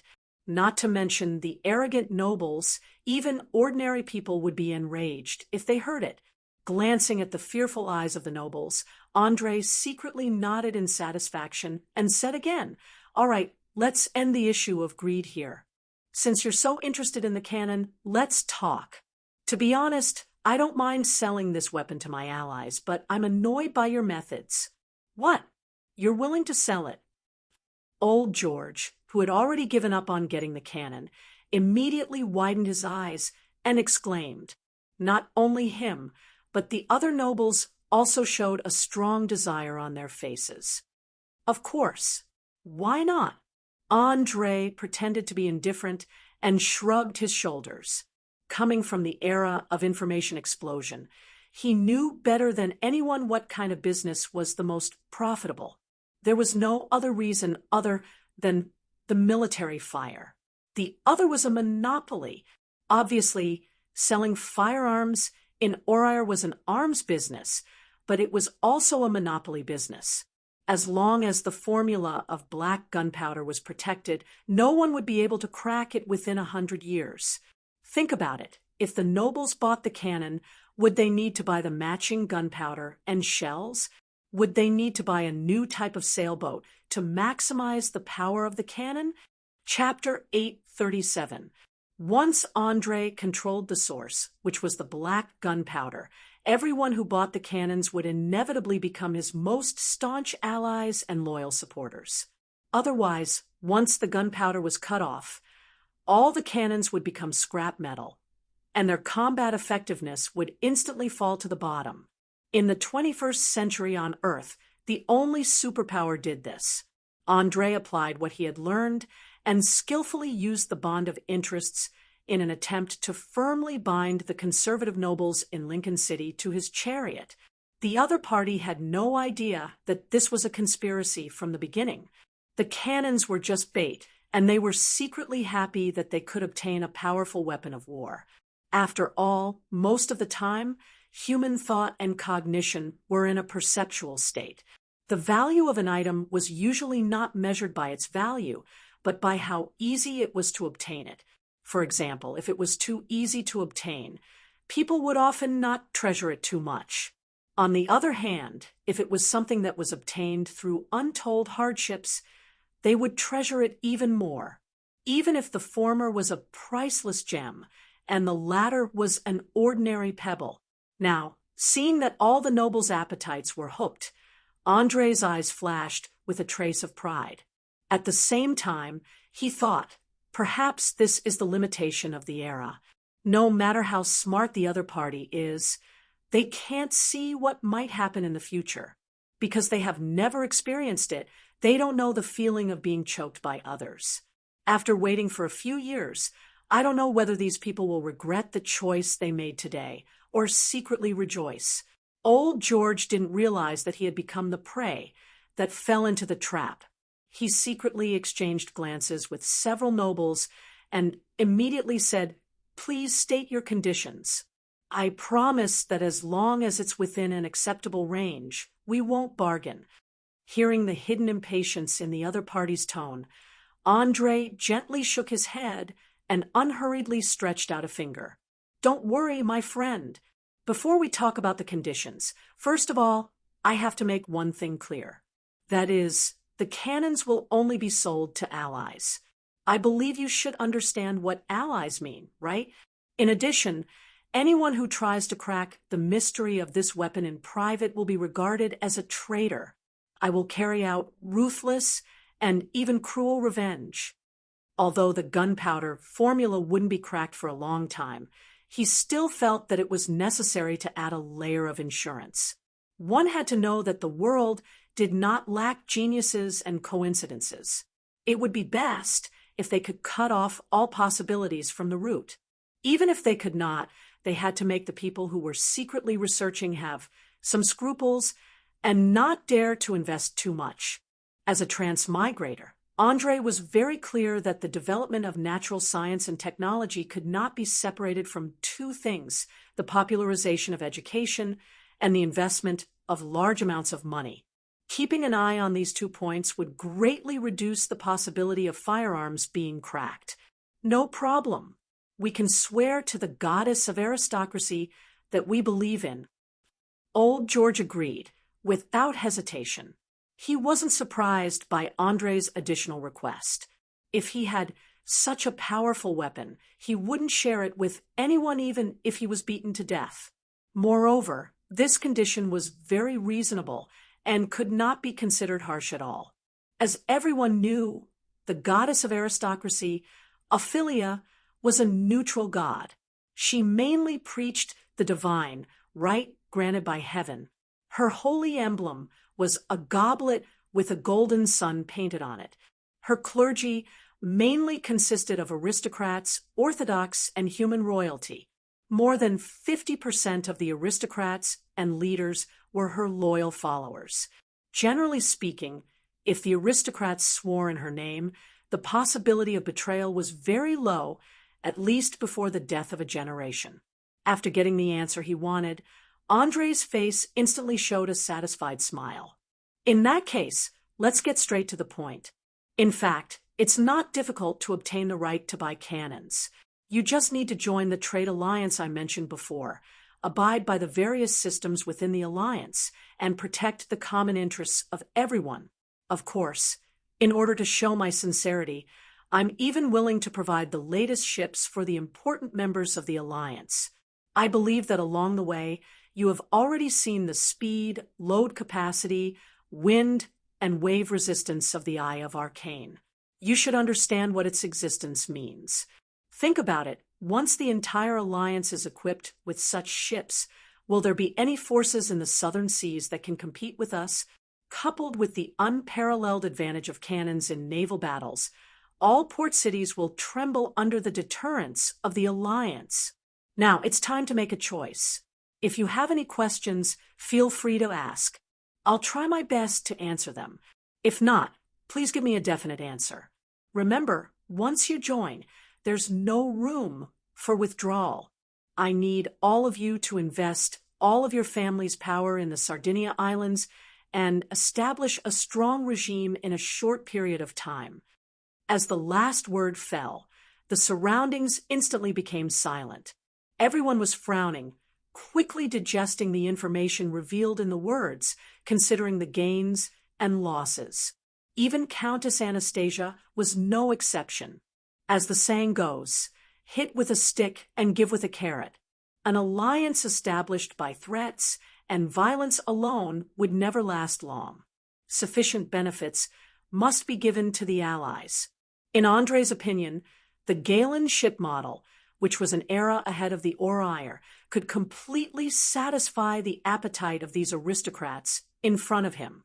It didn't matter even if it was cracked in the future. In any case, he still had more advanced ship design concepts in his mind. He could even use the power of magic to build an invincible ironclad battleship at sea regardless of the cost. After a short minute, Old George, who was the leader, was the first to ask, "I roughly understand what you mean, but please explain what the system of the alliance is. How will it work?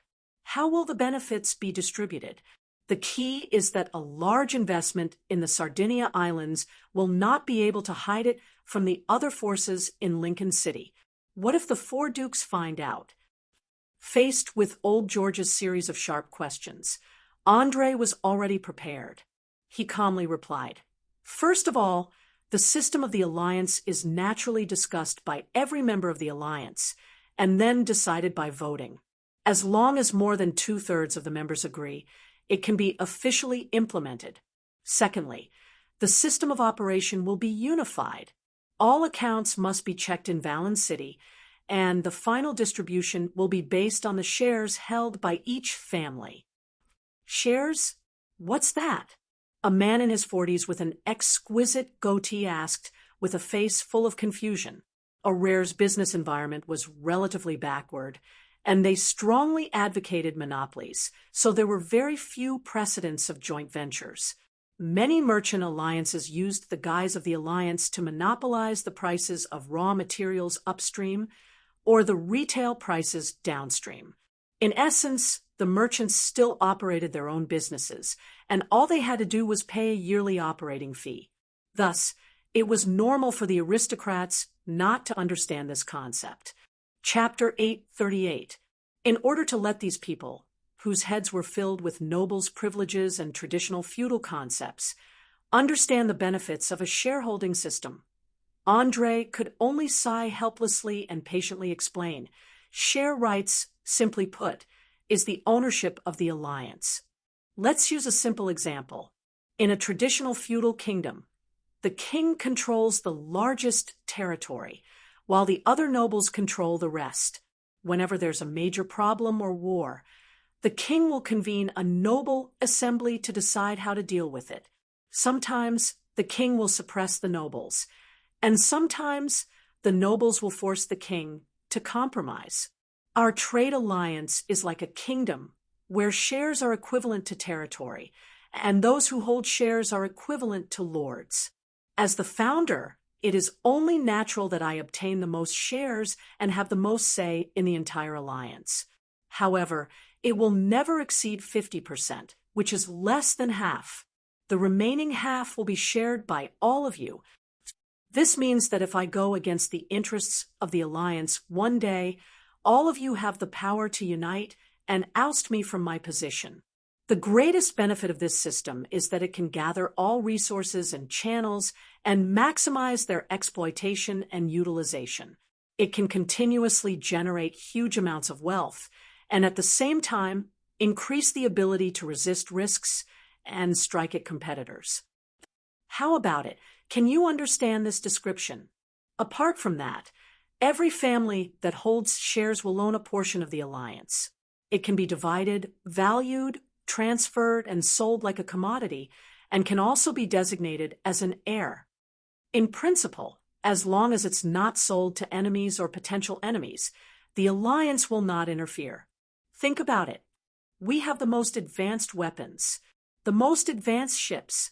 It was the most advantageous geographical location, even the best opportunity.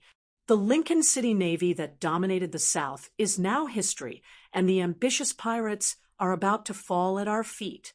Even Bokaro City has suffered heavy losses due to the bitter trade war. There will be a vacuum of power on the sea for a long time, and it's the perfect time to rise. Believe me, as long as we work together for a period of time, I guarantee that all of you will obtain unimaginable wealth, fame, and power. You can even easily destroy a region's economy with a single order. As for the attitude of the four dukes, you don't have to worry at all, because in a few days, the pirate fleet will loot and seal off the port of Lincoln City. They will soon be racked by the terrible economic situation and won't have time to care about anything else. As André's seductive voice reverberated in the air, the nobles soon couldn't help but turn their eyes to old George, hoping that the leader would make a decision. After all, as members of the conservative faction, they had been united through marriage for generations and had long since become an inseparable whole. It could be said that they were bound together for good or ill. After pondering for a moment, old George solemnly said under the gaze of countless pairs of eyes, "I basically agree to join this alliance, but I still have some questions about the distribution of shares. How do you determine how much each family should get?" He didn't dare to be careless when it came to matters that involved his personal interests. He had to figure it out. It's very simple.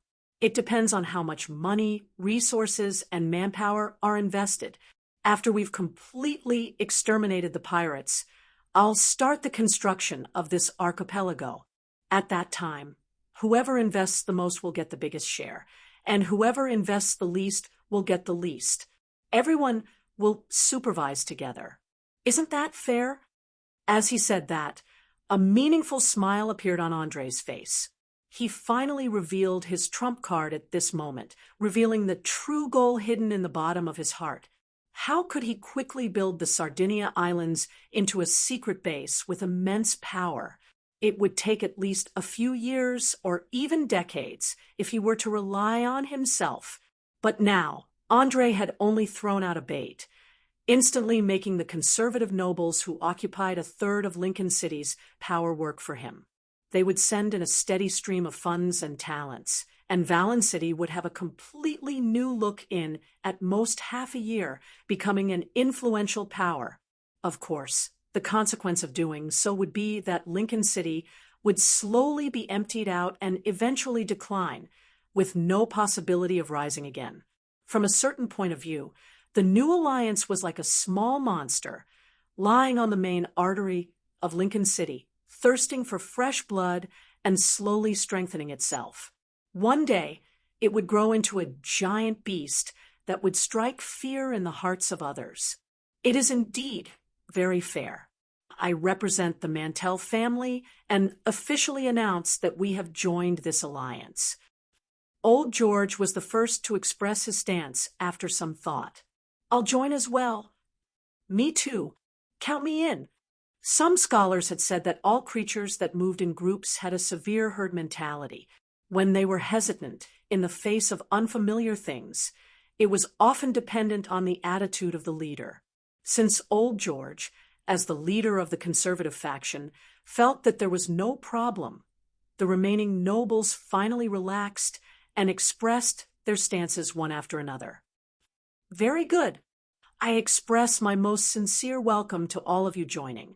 I now declare that we are the closest of allies.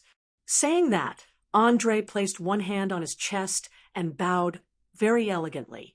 He had never lacked manners when dealing with generous investors. Old George returned the bow expressionlessly. Thank you for your welcome.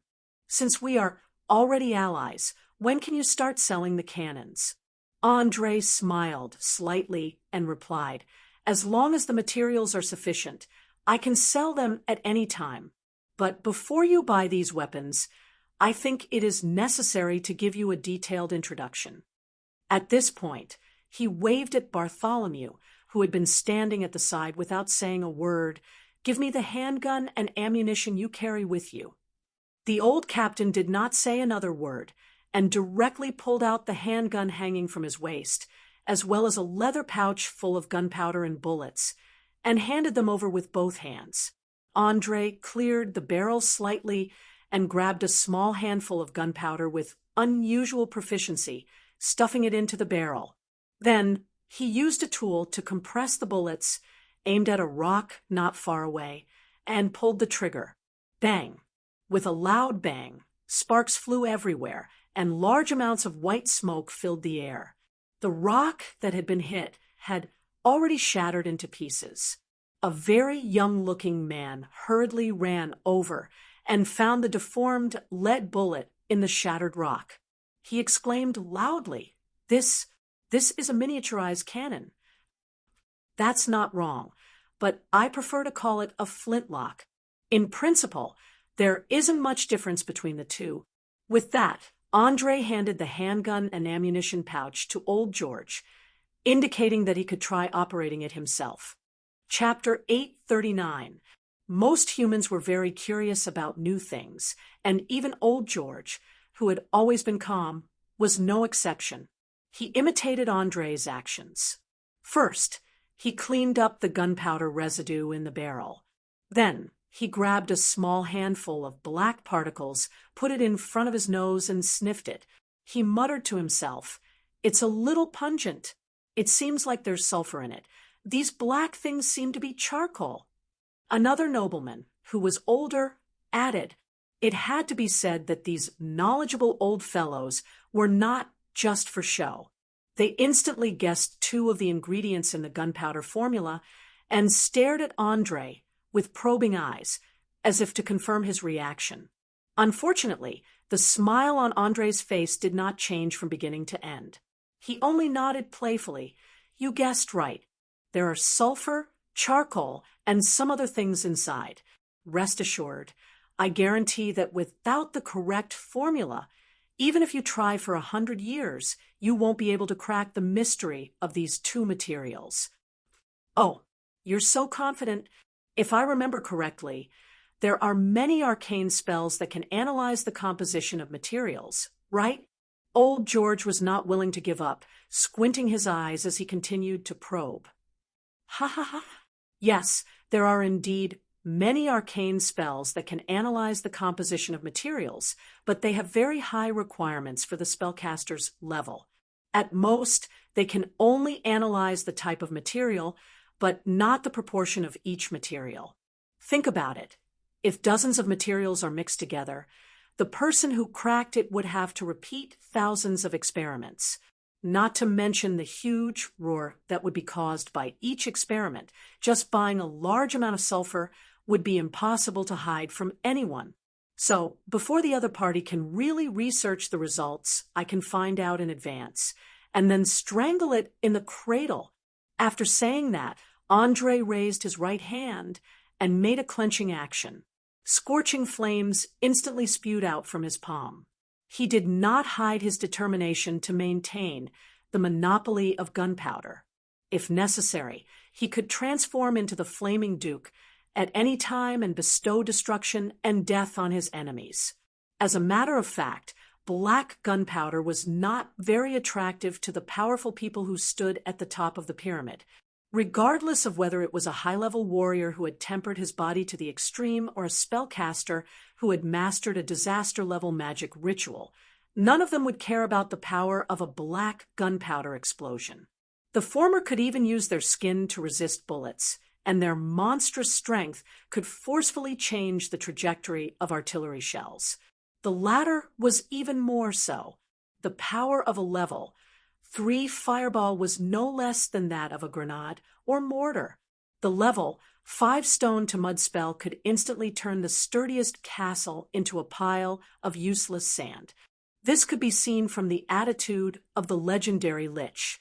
After personally experiencing the power of the enchanted revolver, he had no intention of prying into its secrets. The reason was very simple. In his eyes, this kind of pure physical impact damage was completely unable to threaten a powerhouse of his level, even if magical energy was added to the warhead. The ones who truly pried into the power of the black gunpowder were precisely the nobles and merchants who lacked supernatural powers. Andre did not need to care about them at all. He could just attack them directly. All right, since you can guarantee its uniqueness, I'm relieved. Old George nodded as he stuffed the pellets into the barrel of the revolver. He aimed at a rock and pulled the trigger. Bam! With a loud bang, he only felt a strong recoil from the short gun in his hand. His body leaned back uncontrollably, and he staggered a few steps back. He smiled bitterly and sighed. What great power! I'm afraid it won't be a problem to pierce through leather armor and chainmail within 10 meters. You've really invented something incredible. Andre calmly spread out his hands and asked, I have a long gun with more power and a longer range. Do you want to try it? No, there's no need. I think I already have a good understanding of these weapons. Now, please name your price. How much does a cannon cost? How much does a spear cost? How much does a handgun cost? Most importantly, how much is a ton of these small black pellets? Can you ensure that they are constantly in stock? Old George returned the short gun to Bartholomew and directly began to ask the question he was most concerned about. He was not a fool. He could see at a glance that gunpowder was the most important component in these new weapon systems. If there was no way to guarantee the supply of gunpowder, then everything would be impossible. You've asked a sharp question, my dear friend. Indeed, with my current channels, I can't satisfy too much of a supply. After all, as you can see, whether it's making cannons or guns, they all require a lot of copper. Gunpowder requires an endless supply of sulfur, saltpeter, charcoal, white phosphorus, and alcohol. In order to increase the difficulty of cracking the black gunpowder, Andre deliberately added some things he did not want to dry. In any case, white phosphorus and alcohol were things that could burn violently. Even if they were added, no one would notice anything. Moreover, white phosphorus could be used to make powerful incendiary bombs, while alcohol could be used to disinfect, make adhesives, and so on. They would not be wasted at all. As soon as he heard that he could not supply a large amount of gunpowder, Old George immediately frowned. But just as he was about to say something, Andre immediately added with a smile, "Dear Count, don't be too impatient. I have a way here that can greatly increase the production. I wonder if you're interested in hearing it. What proposal?" Old George raised his neck and asked doubtfully. "It's very simple. That is, you will provide the raw materials and I will be responsible for the processing. The processing fee will be charged according to the amount of production. The processing fee for a cannon is 3,000 gold coins, a long gun is 200 gold coins, and a short gun is 260 gold coins. Don't think it's strange. The craftsmanship of a short gun is more complicated than a long gun. As for the gunpowder, let's set it at 30,000 gold coins per ton. What do you think?" Andre calmly offered an absolutely black-hearted price. It should be known that with sufficient materials and the casting skills he had mastered, the price of a cannon was at most less than 100 gold coins, and the long and short guns were less than 5 gold coins. Apart from a small amount of labor, there was basically no cost to the gunpowder. What's more, he had obtained a large amount of white phosphorus and alcohol for free. It was simply insane to the extreme. Of course, this price was not casually thought of on a whim. It was strictly calculated from the financial resources of the nobles present. Andre needed to control the number of firearms owned by his allies. It could not be too many nor too few. A ship should be equipped with about 4 to 10 cannons and 40 long guns. In this way, the opponent's skills would gain enough advantage in a naval battle, and it would not really threaten his position. Chapter 840. There was no doubt that Andre's price wasn't cheap at all, especially the cannons that the nobles were most concerned about. 3,000 gold coins for one cannon was no different from robbery. One had to know that this was not the selling price, but the processing fee. In other words, they had to prepare about 2 tons of brass and then pay 3,000 gold coins in order to get a finished cannon. Moreover, 30,000 gold coins per ton of gunpowder was enough to make people vomit blood. After all, a 24-pound bronze cannon needed at least 2 kilograms of gunpowder to fire.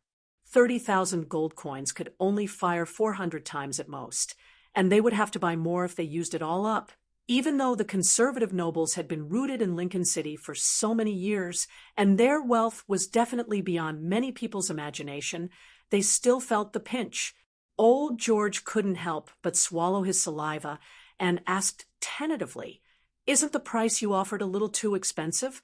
Those cannons and guns are just molded bronze for recasting. The craftsmanship isn't complicated at all. How about half of it? I think 1,500 gold coins for one cannon is a very reasonable price." Andre had already expected this kind of bargaining. He smiled and shook a finger. "No, my friend. Cannon crafting isn't as simple as you think. Do you think it's enough to melt the bronze and pour it into the mold? On the contrary, that's where the true essence lies. First of all, you have to ensure that the inside of the cannon is of the same thickness, the surface is smooth, and the thickness has to be enough to withstand the huge impact at the moment of firing. Otherwise, the cannon will explode in an instant. Even the cannonballs have to be specially polished to ensure that they fit perfectly into the cannon. Otherwise, if they're too big, they won't fit in. If they're too small, they'll cause the energy to leak out and the range to decrease.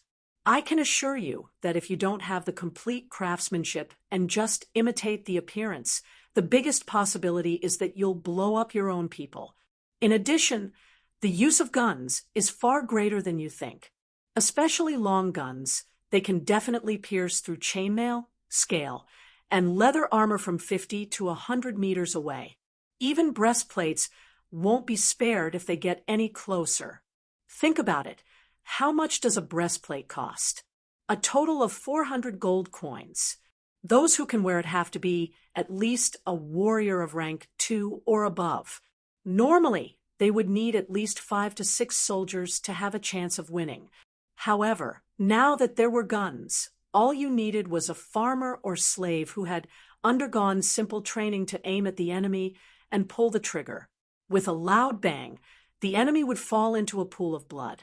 How much money and time would it take to train a warrior wearing a breastplate? At least 3 to 5 years of rigorous training. However, it only took a few weeks to train a musketeer. Even if I don't say it, you should be very clear about the price-performance ratio. André had no intention of compromising or giving in. He was not worried at all that the nobles would give up because of the high price. Compared to traditional weapons, the advantages of firearms were too obvious. Although they couldn't completely replace crossbows in terms of shooting range, they were easy to operate and didn't have any rigid requirements on the user's physical fitness. After all, a person's physical strength was limited. Whether it was a bow or a crossbow, they all consumed a lot of physical strength. Even for professionals, continuously shooting a bow 20 to 40 times was already the limit. However, a firearm only needed to be loaded with ammunition and pulled the trigger. Even if it was repeated hundreds of times, it would not be unbearable for the muscles. In addition, the ability to pierce through armor was also a very important selling point. In Oraire, the real expensive things were never weapons, but armor. It was armor. A normal iron sword was at most a dozen gold coins, but a piece of armor, even the cheapest leather armor, was 50 to 100 gold coins. Normal full-body armor started at least 1,000 gold coins, and according to the level of craftsmanship, it could be sold for more than 3,000 gold coins. The reason was very simple. Knights and warriors who had extraordinary physical fitness could basically rush into a crowd and activate their unparalleled killing mode. Normal weapons were completely useless against them. Generally speaking, the best way to kill an enemy wearing full body armor was to use magic. For example, magic weapons, magic arrows, magic potions, or even divine spells or arcane spells. Of course, anything related to magic or divine spells would not be cheap. The most important thing was that the supply was too low. Many times, even if you had money, you might not be able to buy it. Now that there were firearms and cannons, a volley of shots could make the enemy pay a terrible price. Even powerful knights could not guarantee that they could dodge the bullets that were faster than the speed of sound every time. The conservative nobles, led by old George, were still hesitating. After hearing the words, just now, they had no objections to the price. Now, they were worried about whether the firearms really had such a strong armor-piercing ability. In order to give these guys some confidence, André slightly raised the corner of his mouth and said to Bartholomew beside him, "Dear Vice Captain, please take the crew and show the power of firearms to our allies. At the same time, help relieve the pressure on the soldiers who are in a difficult battle. Remember, when you fire, it's best to greet the knights who are commanding the battle and ask them to withdraw the soldiers. I don't want to hear that they have accidentally injured our own people. Hee. Of course, dear Captain, it would be my pleasure." Bartholomew placed one hand on his chest and bowed respectfully. He glanced at the Alliance army that was fighting on the second wall from the corner of his eye. A cruel smile appeared on his wrinkled face. Without the powerful siege ability of the cannons, the Alliance army's advance could be said to be as slow as a snail.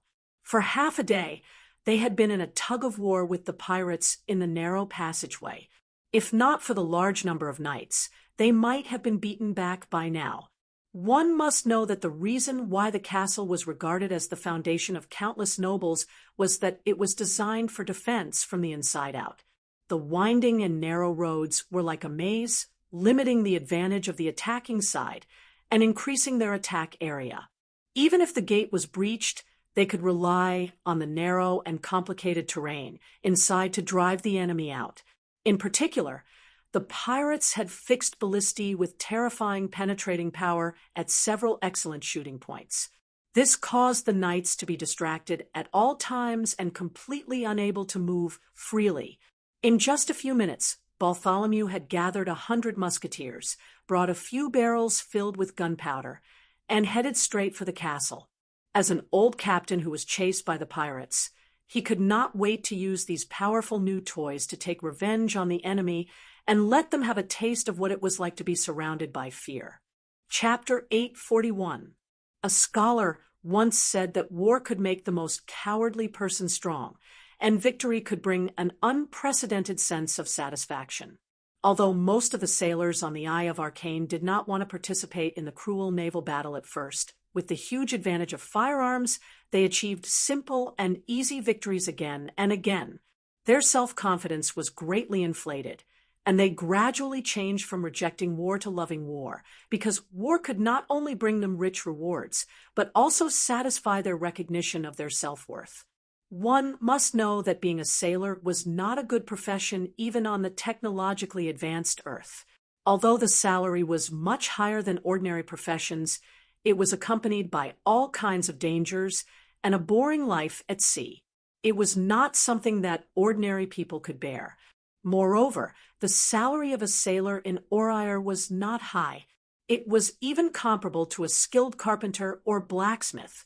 It was because of this that even when the Eye of Arcane was ambushed by the enemy and suffered heavy losses not long ago, it did not diminish their enthusiasm for war. Instead, it made them even more eager for the opportunity to perform. After all, it was easy to go from frugality to extravagance, but difficult to go from extravagance to frugality. After getting used to the respectful gazes of the bottom-level crew and the high salary, no one was willing to return to the half-dead state of the past. Therefore, the first organized flintlock team on the road marched toward the battlefield with high morale. The narrower the place where they could not dodge, the better the battlefield was for them to perform. Knight Wilson, who was in charge of the front line commanding the attack, quickly noticed the arrival of the backup. However, he was not sure what these fellows with slender metal sticks could do. Were they going to hit people with sticks? Bartholomew, who wanted to take revenge on the pirates, was not polite at all. As soon as he passed through the city gate, he shouted at the other party, "Withdraw! Withdraw all of your men from here. We'll be in charge of the attack. Next." "What? Are you sure you're not crazy?" Knight Wilson replied in surprise as he dodged a cold arrow shot from above. "Cut the crap. You still owe me 500 gold coins. Just send 30 shield-wielding swordsmen to protect our flanks." Bartholomew rudely interrupted the knight's doubts and roared at the crew behind him. "What are you waiting for? Line up. Reload. If anyone dares to drag us down, I'll take away his right to distribute the spoils. Line up. Reload. Line up. Reload." As soon as the order was given, the leader of the squad immediately repeated the order to his subordinates. In just half a minute, more than 100 people had completed their initial loading. Furthermore, they lined up in a line of 3 and neatly entered the path that led to the second layer of the wall. They had a clear division of labor.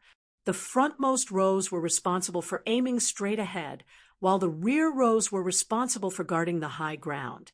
Once an enemy appeared, at least 5 guns would open fire at the same time. Just as Knight Wilson was considering whether to withdraw the Allied forces and reorganize, more than 30 pirates suddenly opened a secret door.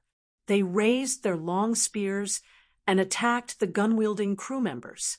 Perhaps in their eyes, the spears in their hands were much longer than the metal sticks of the enemy, and they could completely take advantage of the terrain to kill this strange team in front of them. Unfortunately, they didn't know how big of a mistake they had made because these metal rods weren't meant for close combat. Bartholomew raised his right hand and waved it with a sinister smile. Fire! Bang! Bang! Bang! Bang! After a series of explosions caused by the burning of gunpowder, The few unlucky pirates at the front had completely turned into sieves and fell into a pool of blood. They didn't even know how they died. They only felt an intense pain, and then their vision turned black. They had completely lost their lives. The sudden turn of events stunned the remaining pirates. They stared ahead in horror, as if they wanted to know what spell the enemy had used. However, Bartholomew obviously didn't intend to give them too much time to think. He continued to wave his hand, indicating for the first row to retreat and the second row to advance. Under his command, the mere 30 pirates were all wiped out in the blink of an eye. The dark red blood on the ground and the expressions of the corpses that died with their eyes wide open constantly reminded everyone who saw this scene of how terrifying those strangely shaped metal rods were. As an experienced commander, Knight Wilson instantly realized the special use of the flintlock in a battle. After all the passageways in the castle were very narrow, and there was no room for maneuvering or dodging. Unless the enemy was wearing heavy armor or holding a tower shield, ordinary armor would not be able to play the role it should be.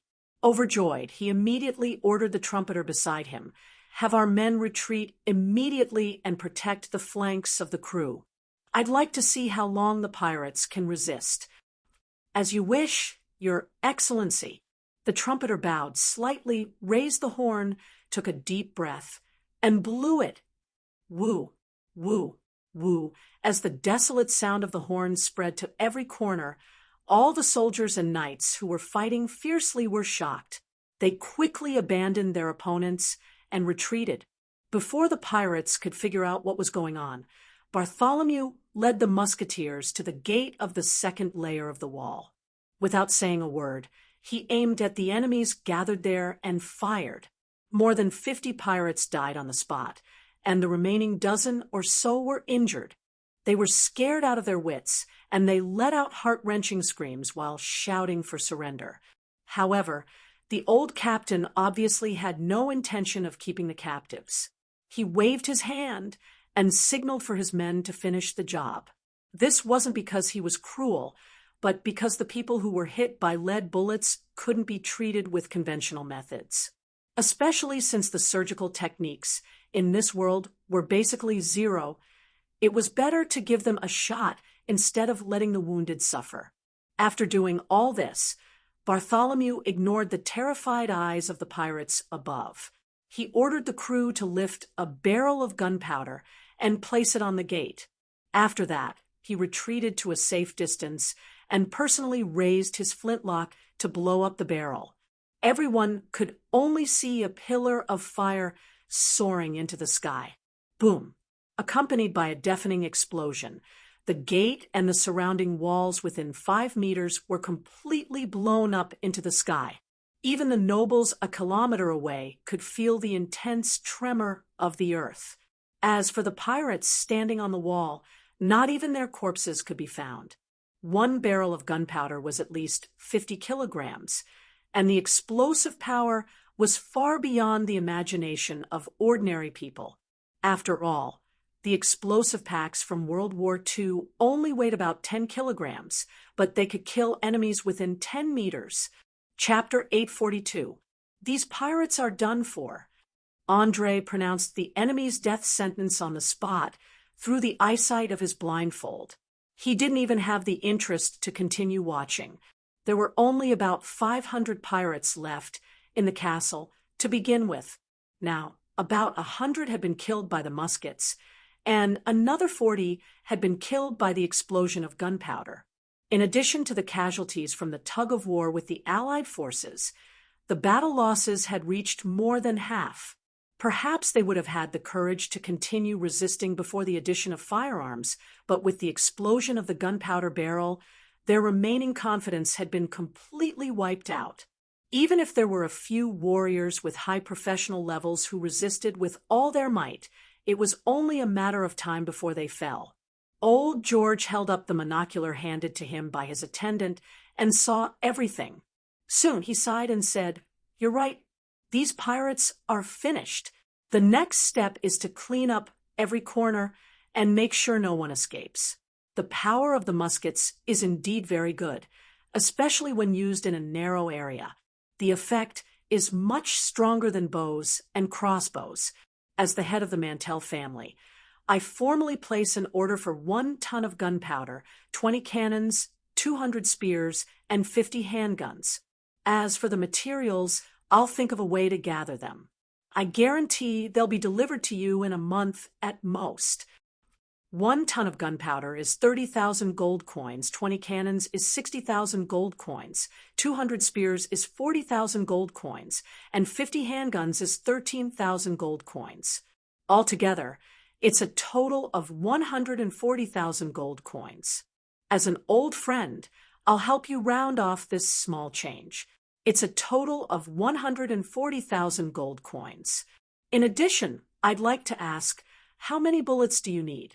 Especially the types of cannonballs you need.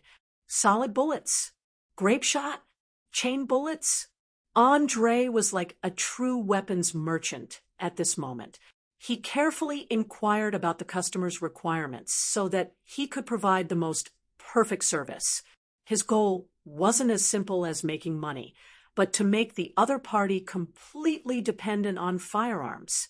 Thus, he didn't mind wasting his breath to explain the uses of each cannonball.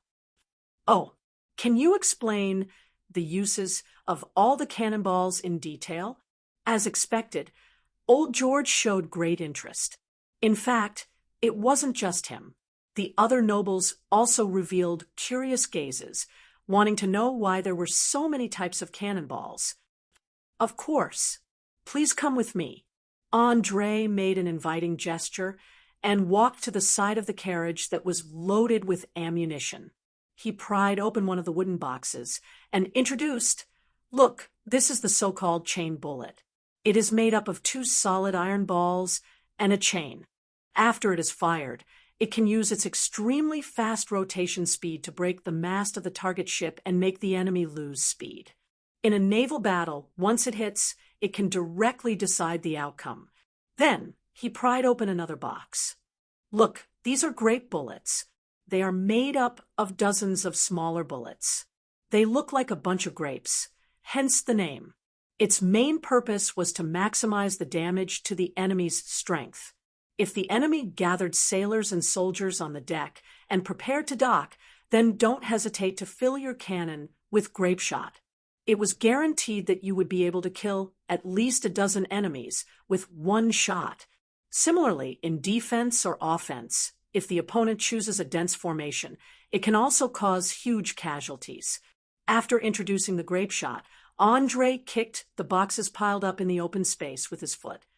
As for the last one, it is the solid bullet that you saw just now. It is mainly used for attacking. It can break the enemy's strong castle, destroy the main structure of the ship, and even break the formation. It is all competent. The cannon is not only used for one purpose as you think. It is more accurate than any catapult and ballista. It can adapt to all kinds of wars and can even accurately destroy the enemy's catapult in defense. Of course, according to different uses, the cannon is not only the naval cannon that you see now. According to the range, destructive power, and terrain requirements, it can be big or small, long or short. In the future, I will continue to introduce new models to meet all of your needs. Clap, clap, clap, clap, clap. Wonderful. Really wonderful. Yes, this is a day worth celebrating. I can guarantee that this weapon will give us enough advantage in naval battles. Long live the Alliance." As soon as he finished speaking, old George immediately took the lead in applauding. The nobles also echoed and were not stingy with their praises. At this moment, they felt that the price they paid was definitely worth it, especially a slightly plump middle-aged man. The fat on his face was trembling, and he almost rushed forward to give them 2 kisses. Andre was a little scared by the man's green eyes. He hurriedly lowered his voice and asked old George, "Dear friend, who is that overly enthusiastic guy? Why is he staring at me?" Old George smiled reservedly and explained in his ear, don't be nervous. He doesn't mean any harm. He is just too happy to realize that he is about to make a fortune. You don't know yet, do you? His name is Igor Warrington, Viscount Warrington of Warrington City. Although his family has a long history, they have never been very powerful. However, they have two huge copper mines, a saltpeter mine, and a sulfur mine. Usually, the demand for these minerals is very low, so the profits are very meager. He has always wanted to sell them to others, but he has not been able to find the next buyer. Now, with the emergence of cannons and guns, the demand for copper, sulfur, and saltpeter has suddenly increased by dozens or hundreds of times.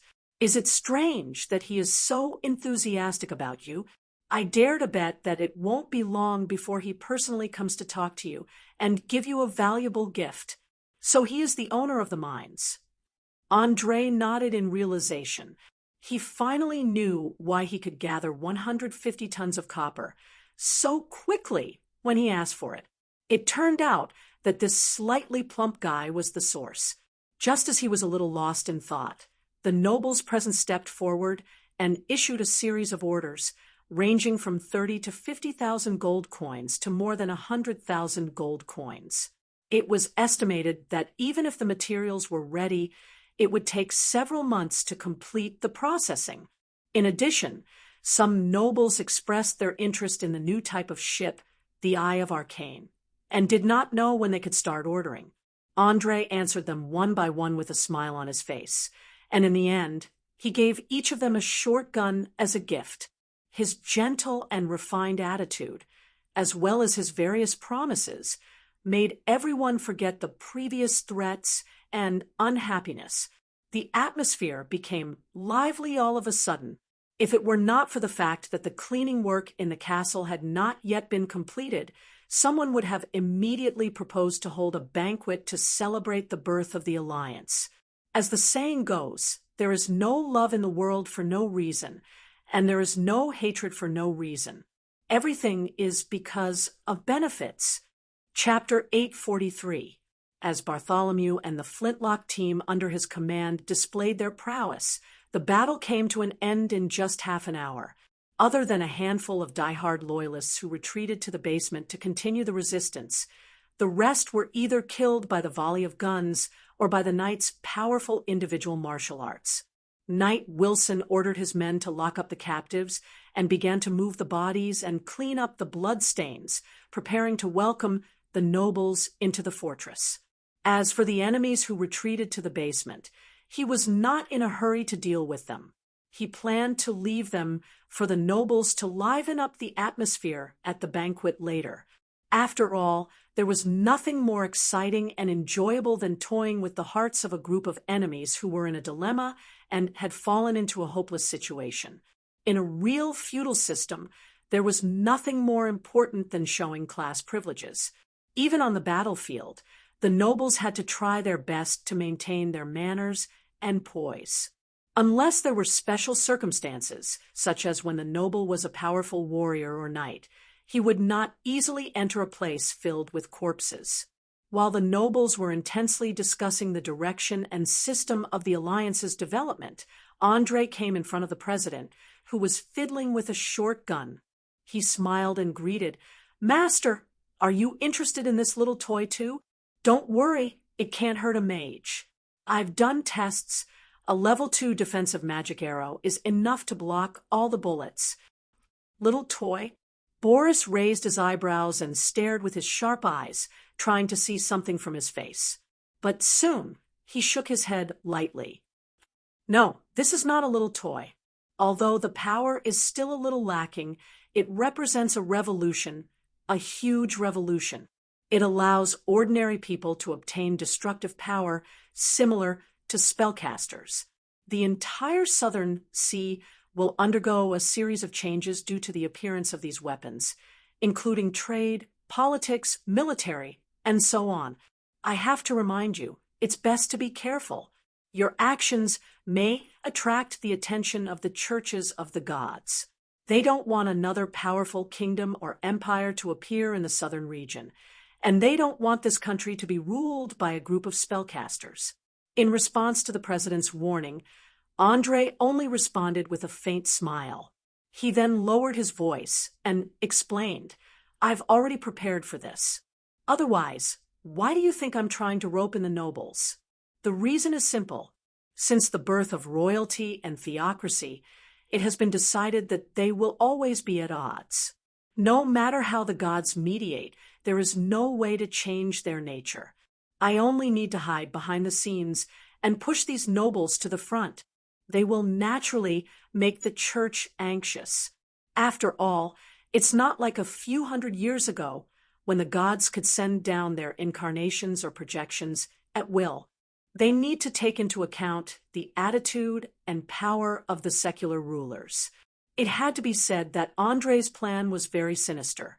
First, he threw out a bait that the nobles could not refuse, using their financial, material, and manpower to build his own base. Then, he would integrate their resources and continuously earn a large amount of profits to invest in magic research and the cultivation of mages, slowly accumulating power until the day he could openly display it. Boris narrowed his eyes thoughtfully and said to himself, "It's a good plan, but how can you guarantee that these nobles won't join forces to usurp power one day? They are all experts at playing with power. I believe you have also felt it. The reason why they let you take the leading position in the alliance is because you have the knowledge and technology that they desire.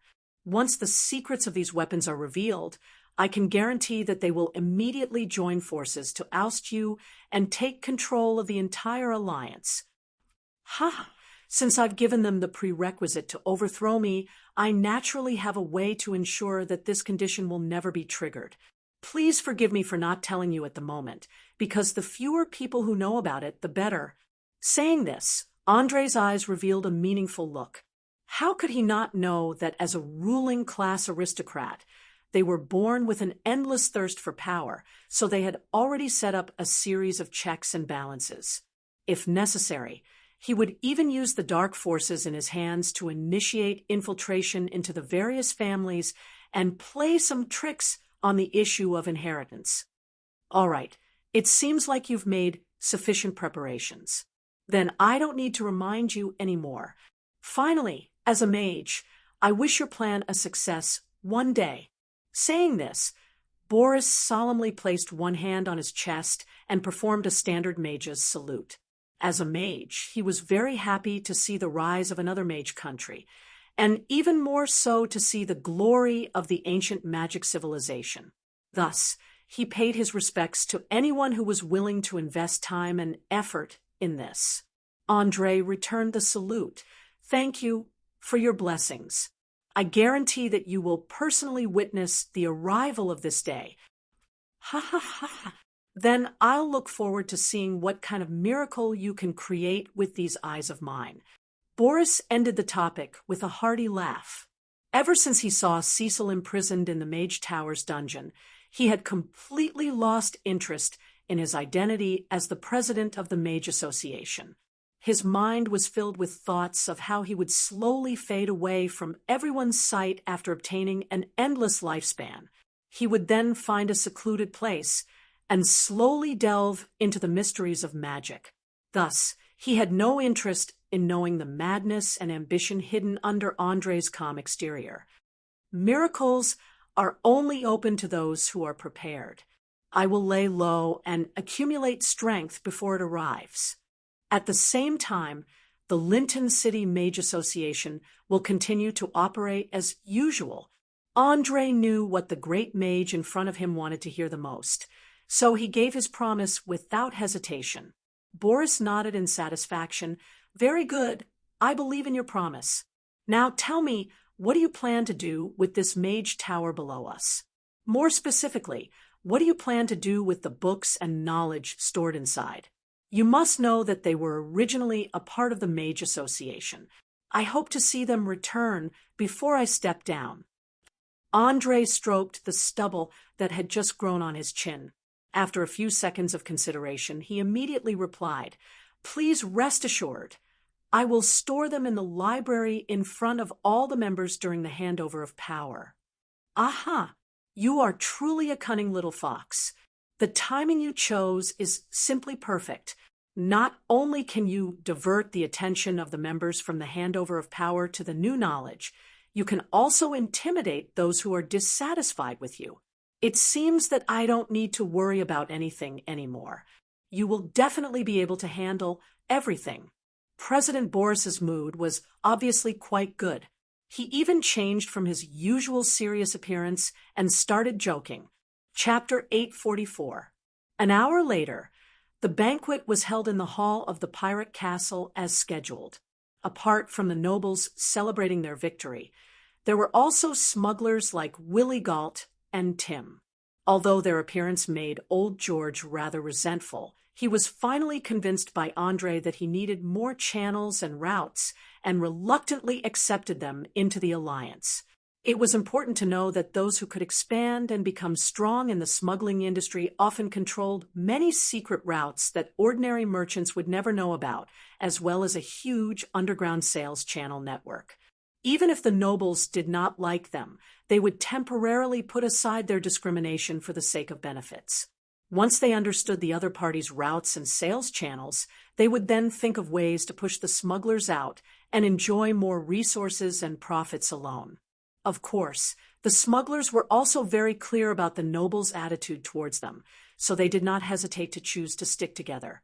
Intending to follow closely behind Andre and borrow his strength to protect their own interests from being infringed upon, a banquet full of intrigue and deceit slowly unfolded in an atmosphere filled with laughter on the surface and the shadows of swords in the dark. Everyone had a polite smile on their faces as they greeted each other and gave their blessings. No matter how much they hated each other in their hearts, they would not show it. Andre narrowed his eyes, taking in everything in, the corners of his mouth curled up slightly, his eyes full of ridicule and amusement. There was no doubt that these smugglers were deliberately pushed out by him as a trump card to balance the power in the hands of the nobles.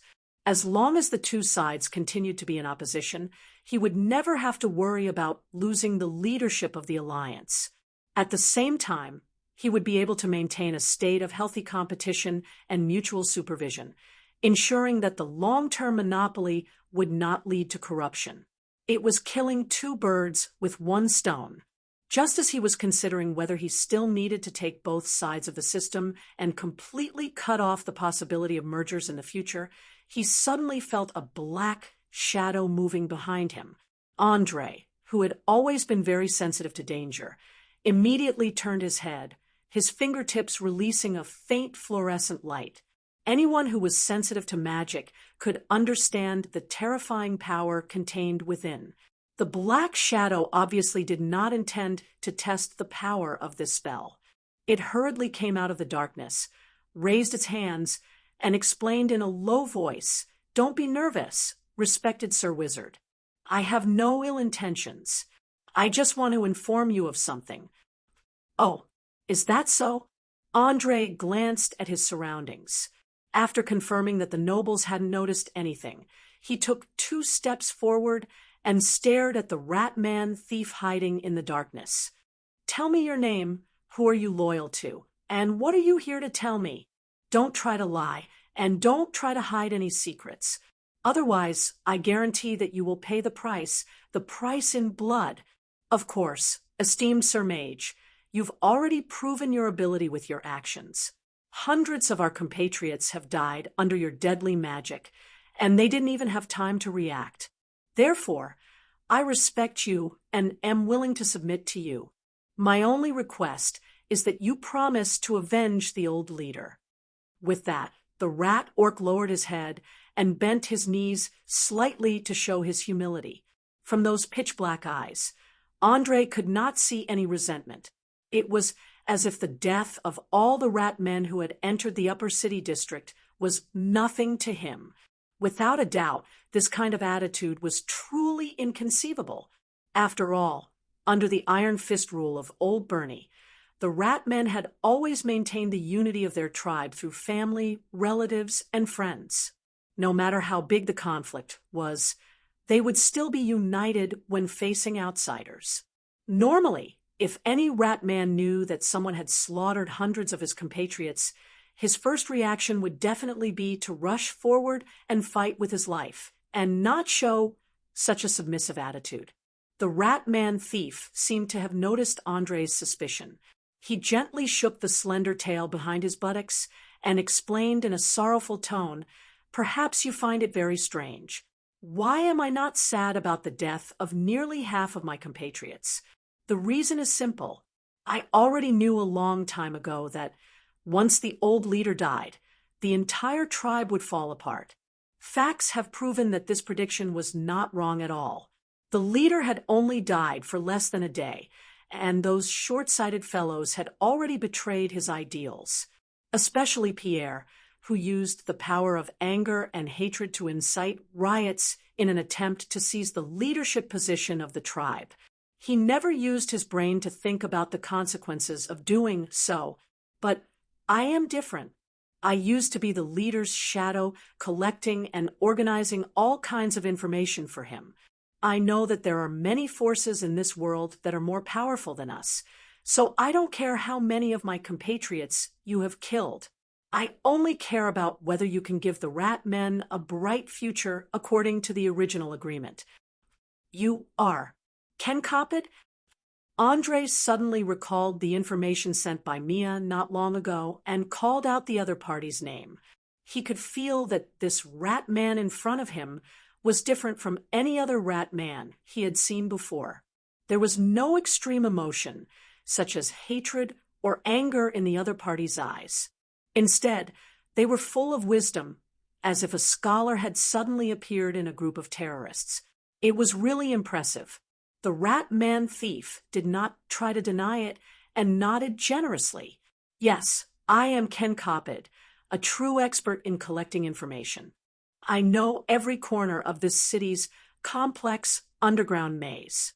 If you want me and my men to be loyal to you, then agree to the conditions just now. In order to show my sincerity, I will now tell you an important piece of news for free. A group of people of unknown origin occupied the North Sewer a few days ago, and they seem to be secretly preparing something there.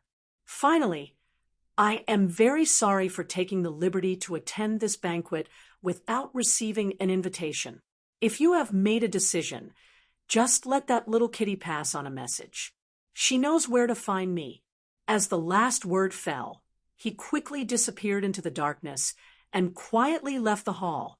He did not make the slightest sound, as if everything just now was an illusion. With the dark vision in his bloodline, Andre could easily see how the other party stretched his body, passed through the iron fence that was only 4 fingers wide, and left along the drainage channel that led to the outside world. What an interesting person, he muttered to himself. He quickly took out the map he had gotten from Tim as he muttered to himself. He carefully looked at the north side of the sewer, and the corner of his mouth quickly drew an arc. "Dear Gillis Channy and Casimir Kiz, I think I have caught your little tale. Hee. Chapter 845. When he was living in Lonely Mountain Town, Andre had once heard an old hunter say that the most dangerous animals in the forest weren't the tigers, leopards, bears, wolves, or other carnivores, but the venomous snakes that hid in the shadows. If the former were dealt with properly, they could completely avoid direct conflict, but if the latter were to be accidentally touched, there was no chance of survival. He hadn't thought much of this theory at first, but as he hunted more and more, he gradually realized that the old hunter's words were true. Compared to the ferocious beasts that liked to hunt openly with their teeth and claws, the truly terrifying enemies were the snakes that hid in the bushes, branches, and piles of rocks, and would suddenly rush out to bite you and inject you with a fatal poison. Because no one knew where the venomous snakes were hiding, and when they would attack, they couldn't take precautions. Other than being careful and vigilant, there wasn't much that could be done. Similarly, the enemies in the open weren't scary, but the ones in hiding. They were like the venomous snakes in the forest, ready to jump out at any time to launch a fatal attack. It was obvious that to Andre, the vampire Gildred and the devil's agent Casimir, Kiz, were the venomous snakes hidden in the shadows. Now that he'd found their hiding place, he naturally had to make some corresponding arrangements. Otherwise, how could he be worthy of the chaos these fellows had created? After all, old Bernie's death had a huge impact on his plan to seize the entire Sardinia Islands. If not for his allies arriving in time, the entire city would probably still be in chaos. Who knew how many innocent citizens would have been implicated, and how many buildings would have burned to ashes in the sea of flames? The rat men that had lost their rationality would release all the pent-up anger in their hearts and ignite all of Valen City. Just look at the manors and villas in ruins in the upper city, and you'd know what the consequences of losing order were. Just as Andre lowered his head and pondered how to teach the other party a lesson that would leave a deep impression, he suddenly smelled a familiar fragrance. Two slender arms wrapped around his neck from behind and gently blew into his ear. "Hey, darling, what are you thinking about here?" Without a doubt, apart from Chloe, there wasn't a second person who could make such an intimate gesture. Andre didn't even turn his head as he replied with a smile. "Nothing. I was just thinking about how to take revenge on those two annoying fellows and let them taste pain and despair." "Oh, someone actually dared to find trouble with you? Can you tell me who they are?" Chloe moved closer and asked with her big eyes full of curiosity. Perhaps it was because she had drunk some wine, but her face was slightly flushed. Her skin, tanned by the sun, was full of health and beauty, making people want to kiss and caress her. One is a vampire, and the other can be considered half a devil. They have been hiding in the dark and causing me a lot of trouble. Now that I know where they are hiding, you should know. Andre revealed a mischievous smile as he spoke. He looked like a child who was about to play a prank. This expression undoubtedly aroused the rebellious nature hidden under Chloe's cute appearance. She raised the glass in her hand and drank all the wine in it in one gulp. She exclaimed excitedly, "Aha! Vampires and demons. This was the real adventure in the bard's story. It seems that during the time you were missing, you must have experienced a lot of interesting things. Quickly share with me." Andre helplessly shrugged his shoulders and selectively talked about some of his experiences after he was rescued. Especially when he talked about the thrilling part, the girl covered her mouth and exclaimed, her eyes full of envy. Perhaps for the girl, this kind of dangerous and unexpected situation was the life she truly yearned for. It was just like how many women had a dream of having a Prince Charming. Regardless of age, status, or appearance, even at the moment of death, this dream would not be shattered. Unknowingly, some guests began to gather around the two, listening to Andre's story with great interest. Even the arrogant nobles were no exception, especially President Boris, who was very eager to know what this young man in front of him had experienced to be able to increase his spellcasting level so quickly in such a short time. Orire itself was a world where the speed of information transmission was very slow, which led to the knowledge of most people being limited to a certain range. Their knowledge of the outside world depended on the stories of the bard, as well as the chatter of the adventurers and merchants passing by. People living in the age of information explosion could never imagine how boring this kind of life was. Therefore, any novel knowledge and story would often attract a lot of listeners. Otherwise, there would not be so many wandering bards. Their duty was to collect information and various interesting things in one place, and then bring them to the next place, connecting the whole world. Although most of the information was outdated by a few months or even a few years, it was still much better than having nothing in front of their eyes. Chloe opened her mouth slightly and asked in astonishment, "So, because you used the power given by the Prince of Fire Elements, Aesop Desser, you temporarily lost your spellcasting ability, so you had to learn swordsmanship according to the knowledge in books, and even became a good wandering swordsman. Although she had heard a lot of exaggerated stories, she had never heard of a hero in a story who could jump from one profession to another in such a short time. Of course, she was not the only one who had the same expression. The nobles and merchants gathered around had the same expression. André smiled slightly and quickly pulled out the thin sword hanging on his waist. He casually drew a beautiful sword flower and teased, "What? You don't believe it? It doesn't matter. Anything can be faked, except for swordsmanship. You can try it yourself."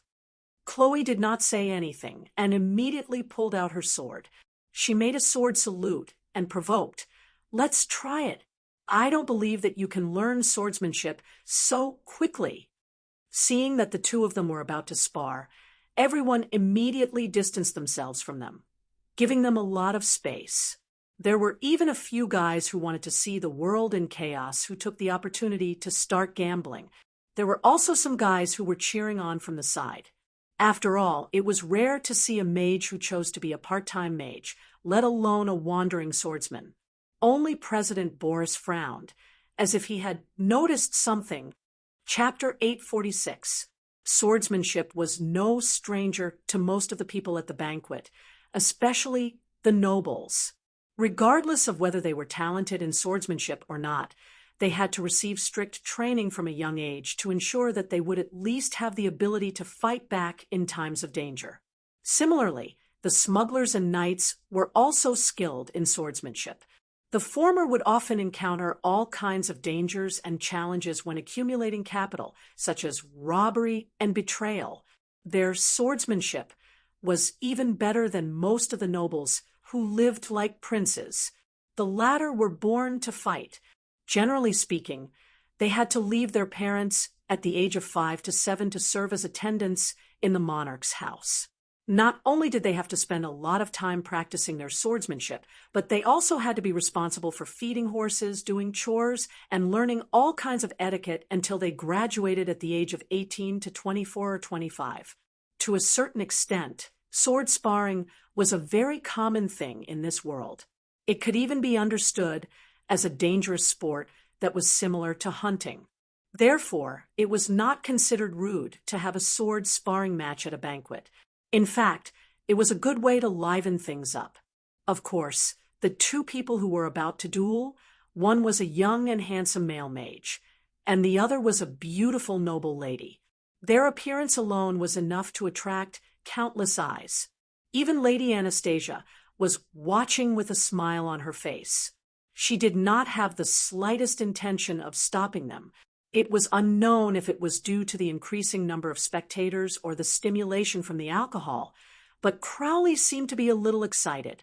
Raising the rapier in his hand, he tenderly asked, "Darling, don't tell me you intend to stand there until dawn? If you don't attack, I won't be polite anymore." "Ha ha ha ha.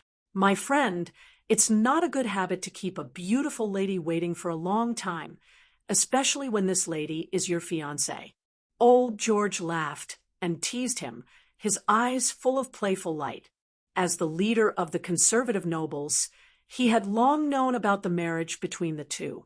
Now, this young couple was actually going to duel in public. Was there anything more fun in the world than this? What's more, he really wanted to know if the young man in front of him had really become a wandering swordsman with good swordsmanship as described in the story just now. If so, then it would be too shocking and worth remembering.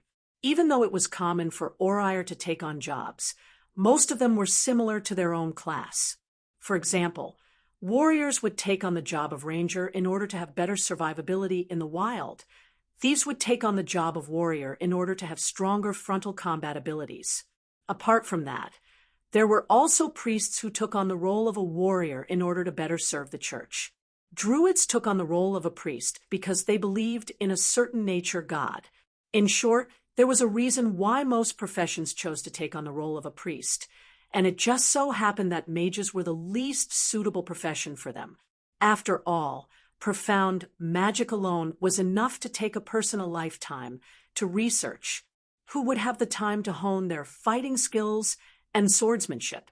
In addition, there were already some spells among the arcane arts that could improve one's melee combat ability.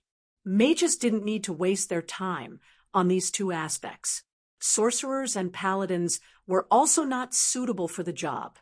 Sorcerers and paladins would not be able to unleash the power of their bloodline if they wasted their energy on other things. Paladins would lose a lot of their special abilities if they chose to take the job, because it meant that they might deviate from the noble ideals of the righteous faction. Feeling the countless suspicious and prying eyes, Andre smiled slightly. He calmly stroked the cold blade of his sword with his finger and said to the eager girl, "My dear, don't be shy with me. As long as you're ready, you can attack me at any time. Don't worry, I'll know my limits.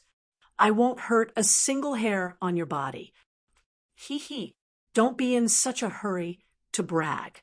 Otherwise, you'll lose too badly and lose face. After saying that, Chloe licked her lips, and the muscles all over her body quickly tightened.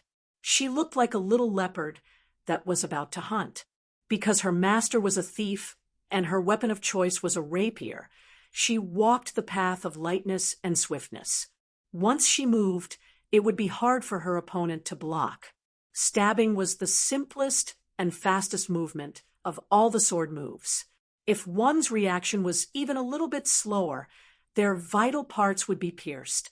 Just looking at Chloe's starting stance, the few knights around her who were skilled in martial arts nodded in approval.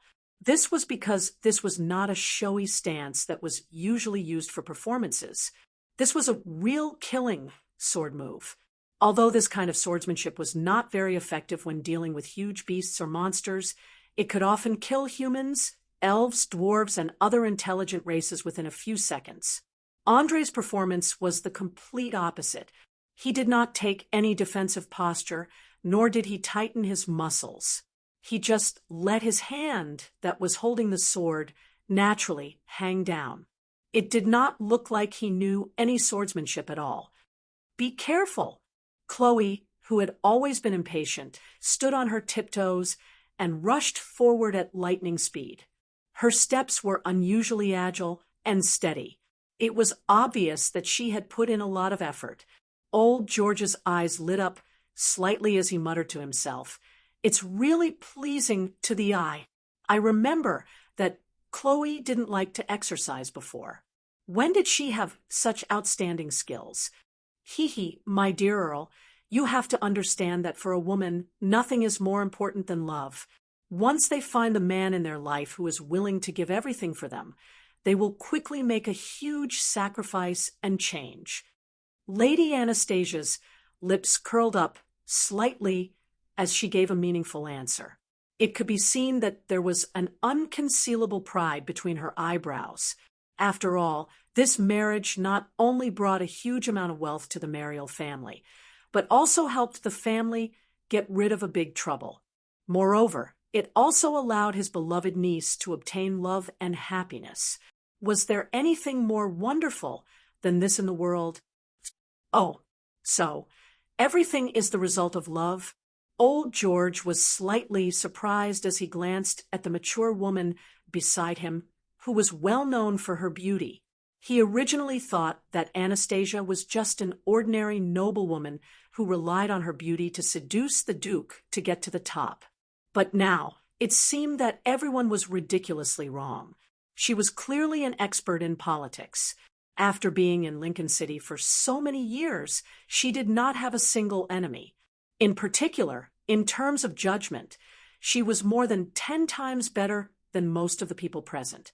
The Countess clearly enjoyed such a gaze.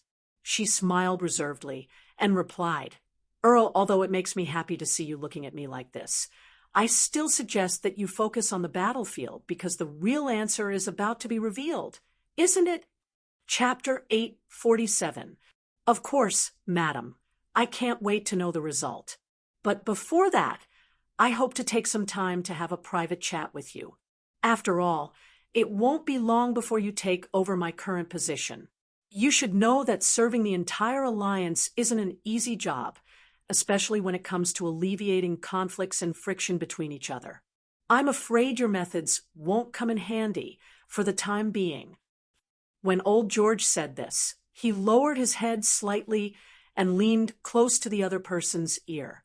At the same time, he maintained a polite smile and tried to keep his voice as low as possible. On the surface, it looked like he was making an unimportant joke, but Lady Anastasia's expression changed 3 times, and she quickly responded, "No problem. It's my honor to receive an invitation from an old gentleman like you." There was no doubt that she was aware of the hidden threat in old George's words. If she didn't accept this invitation, then she would never be able to truly obtain the support of the conservative nobles. Thus, after a little consideration, she immediately gave an affirmative answer. The exchange of power was never a simple matter, especially when it involved more than a dozen powerful conservative nobles. They needed to know if Lady Anastasia had the determination and ability to protect their interests. Old George was obviously very satisfied with the Countess' cooperative attitude. He nodded lightly and didn't speak again. Instead, he turned his gaze to the young, unmarried couple who were competing in swordsmanship. While they were talking, Chloe had already rushed less than 5 meters away, waving her rapier and launching a series of fierce attacks. Due to the speed of her stabs, the cold light reflected from the tip of the rapier was like a star, looking exceptionally beautiful and dazzling. Many of the surrounding guests applauded and cheered. For a young noble lady to have such outstanding swordsmanship, it was already considered pretty good. Even a knight expressed that if he didn't have a shield or armor, he would have been injured by such a high-speed attack. However, what surprised everyone even more was that André was unhurriedly brandishing his rapier as he slowly retreated. He actually managed to deflect every single stab, and the position of the collision was exactly the same as if he was deliberately putting on a show. Only those who were truly proficient in swordsmanship and understood swordsmanship knew how frightening the calculation ability, as well as the coordination between hands and eyes, were. They couldn't hide their shock. They could not believe that a mage could use such exquisite swordsmanship, coupled with the strange and never-before-seen footwork. Even if he had the guidance of a master, he would need at least 3 to 5 years of hard work and practice. It was very clear that a 15-year-old mage and potion master was not a genius, but a true monster. However, these people would never understand that André's ability did not come from training or learning. Instead, it came from the Arcane eye, the ultimate artifact of the ancient magic civilization. It was a terrifying power that even the gods feared. After 2 minutes of continuous attacks, Chloe's stamina was rapidly depleting. Soon, she was out of breath. As she panted heavily, her eyes widened as she asked, Damn it, your swordsmanship. When did it become so powerful?" "Ha, who knows? Maybe I'm a once-in-a-century genius." André shrugged his shoulders with a smile. It was obvious that he was joking. After all, no matter how much of a genius one was, it was impossible to learn swordsmanship from books alone. Otherwise, what would be the use of instructors? One had to know that the most vocational training institutions in Orir were not towers for mages, nor were they basements for thieves, nor were they shrines for priests. Instead, they were training camps for warriors and knights. Every year, countless youths who loved fighting or adventuring would go there to learn from the experienced old warriors. Some were even willing to pay a fee for it. Tell me the name of your swordsmanship school." Liz said that the swordsmanship she taught me is called the Talhav Swordsmanship. It's one of the top swordsmanship schools in the South, but you easily blocked all my attacks. This means that you're using a more advanced school of swordsmanship. Although Chloe was usually naive and a little silly, she was not at all careless at critical moments. She immediately pointed out the crux of the problem. She could feel that her lover had not even used a fifth of his strength, especially the speed of his arms. In a short moment, there were faint afterimages. The spectators all pricked up their ears, wanting to know what school of swordsmanship this young mage had learned. A few of the younger knights were even itching to challenge him personally. Andre swept his gaze across everyone present with a playful look. The corners of his lips curled up at an unnoticeable angle as he softly spat out a few words. Johannes Sect, Twilight Swordsmanship. Although it was only a few words, it instantly ignited the emotions of the spectators. Oh God, is there something wrong with my ears? Johannes School, Twilight Swordsmanship. How is this possible? Wasn't the Twilight Swordsmanship lost hundreds of years ago? Oh God, the greatest swordsmanship in human history has fallen into the hands of a mage. Fate is playing a big joke on us. For a moment, everyone was expressing their opinions. They looked very excited, as if they saw a buried treasure being unearthed. But it was not surprising. After all, learning magic, divine arts, and other supernatural powers required talent and a lot of money. But swordsmanship was different. As long as one's physical fitness was good enough, they could improve through perseverance. Moreover, this swordsmanship was the long-lost Johannes School, Twilight Swordsmanship. Of course, all of this was deliberately arranged by Andre. He needed to spread the precious swordsmanship manuscript in his hands through a special method. This way, he could get rid of the Black Blade organization and avoid having to be on guard against sudden attacks all day long. After all, attacking an advanced mage who had mastered level 5 arcane spells was much easier than attacking a group of low-level warriors and knights, although it was slightly more troublesome to collect the contents of the notes from the latter. Obviously, Knight Wilson did not know about Andre's sinister intentions. He stepped forward excitedly and solemnly performed a knight's salute. Your Excellency, please allow me to be your opponent. Even in my dreams, I would like to personally witness the greatness of the Johannes Sect, the Twilight Swordsmanship. Chapter 848. Ha ha ha. Mr. Knight, are you sure you're not joking? Although my swordsmanship is passable, it's still not enough to compare with a knight. Andre laughed as he sheathed his sword and spread his hands innocently. Although the profession of wandering swordsman had the advantage in a one-on-one duel, he was not arrogant enough to think that he could defeat a level 5 warrior and level 3 knight as a level 3 rogue swordsman. One had to know that melee professions were different from spellcasters who had infinite possibilities. Every increase in their level meant an increase in their physical fitness, experience, and martial arts skills. Although there were examples of low-level warriors defeating high-level warriors, the probability was almost the same as being hit by a meteorite falling from the sky while walking on the street. The Johannes School, Twilight Swordsmanship, might be very powerful, but Andre did not even study it after he got it. He only had a rough understanding of it, so that he could have a clear idea of the warrior's martial arts. If such a half-baked level could defeat a seasoned knight, then all melee professions on the continent would have disappeared in the long river of history and would be completely replaced by spellcasters. Wilson was obviously not willing to give up. He stared at Sui Xiong with his fanatical eyes and advised, "Sir, please don't be too humble. We all saw your swordsmanship just now.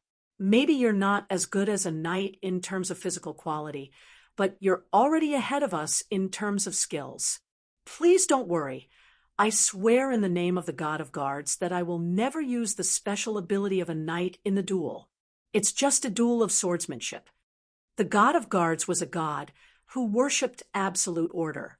He did not care about good and evil, but he emphasized the importance of order. For example, the subordinates must obey the orders of their superiors. They could not run away during a battle. Even if they did not agree with the orders, they had to carry it out first. Many nobles promoted this set of doctrines among their soldiers and knights to ensure the loyalty of the army. Since he swore in the name of the god, it meant that Andre could not shirk anymore. Otherwise, it would be a contempt to the god and an insult to the entire night class. In desperation, he could only pull out his sword again and sighed. "You're really persistent. All right, I can agree to the duel. But before we start, I have to make one thing clear. I have very little combat experience, so once I go all out, it means that I can't stop. If there's an accident, please don't regret it." Of course, this is a battle I requested, so naturally I will take full responsibility for it. Wilson, who had long fallen into a state of madness, did not even see the look in his monarch, Count Mantel's eyes. He agreed without even thinking. As a knight who was obsessed with martial arts and swordsmanship, he would definitely spend the rest of his life in regret and pain if he missed out on the famous Johannes Sek's swordsmanship today. Then what are we waiting for? Please get ready, knight. I promise you that I will show you the essence of twilight swordsmanship. Andre raised the thin sword above his head, as if it was the horn of a bull. This was one of the 4 starting moves of the Johannes school's swordsmanship, the bull position starting stance. The essence of this move was to raise the sword slightly above the head and keep it parallel to the ground. The advantage of this move was that it could defend against the opponent's attacks from above and, at the same time, allow the sword wielder to quickly counterattack with a sudden thrust. As for the other 4 starting moves, they were the plow position starting stance, the top position starting stance, and the decoy position starting stance. They almost covered all the defensive and counterattacking skills needed in swordsmanship. Even the way to hold the sword was specially explained. Wilson instantly recognized the brilliance of this starting move. He immediately drew out his own sword and borrowed a shield from another knight. He shouted excitedly, "Come on, please attack as much as you want. I'm ready." Andre did not waste any time. He took a big stride and instantly broke into the opponent's defensive range. The thin sword was slightly slanted downwards and pierced towards the opponent's eyes. Under the candlelight, the sword reflected a dazzling golden light. Just like the name of the swordsmanship, it was like the evening sun. The sudden strong light made Wilson's eyes subconsciously avert his eyes. However, with his rich battle experience, he still judged the angle of the sword and immediately raised the shield to block his face. The next second, he only felt a violent impact from the arm holding the shield. His whole body involuntarily took a few steps back. When he regained his balance, he was shocked to find that the kite shield in his hand had been pierced through. "Magic weapon?" Wilson asked in disbelief. One must know that the shield in his hand was not a broken one that was wrapped in wood like those ordinary soldiers. It was a real medium-sized shield that was embedded with steel plates. Haha, it's half and half. The sharpness of the sword is one aspect. The other aspect is the strength of the sunset swordsmanship itself. Perhaps you don't know that the sunset swordsmanship pursues extreme speed. This also means that it has a penetrating power that other swordsmanship cannot compare to. Therefore, a shield cannot completely block its power. Andre did not have the slightest intention to continue the attack. He smiled and explained the source of the power of the sword just now. Hearing this, everyone's eyes lit up, especially some knights who fixed their eyes on Zhang Tai's arms and wrists. They planned to see how Zhang Tai's muscles exerted force in the next attack. Awesome! It is indeed the swordsmanship created by the master swordsman, Johannes.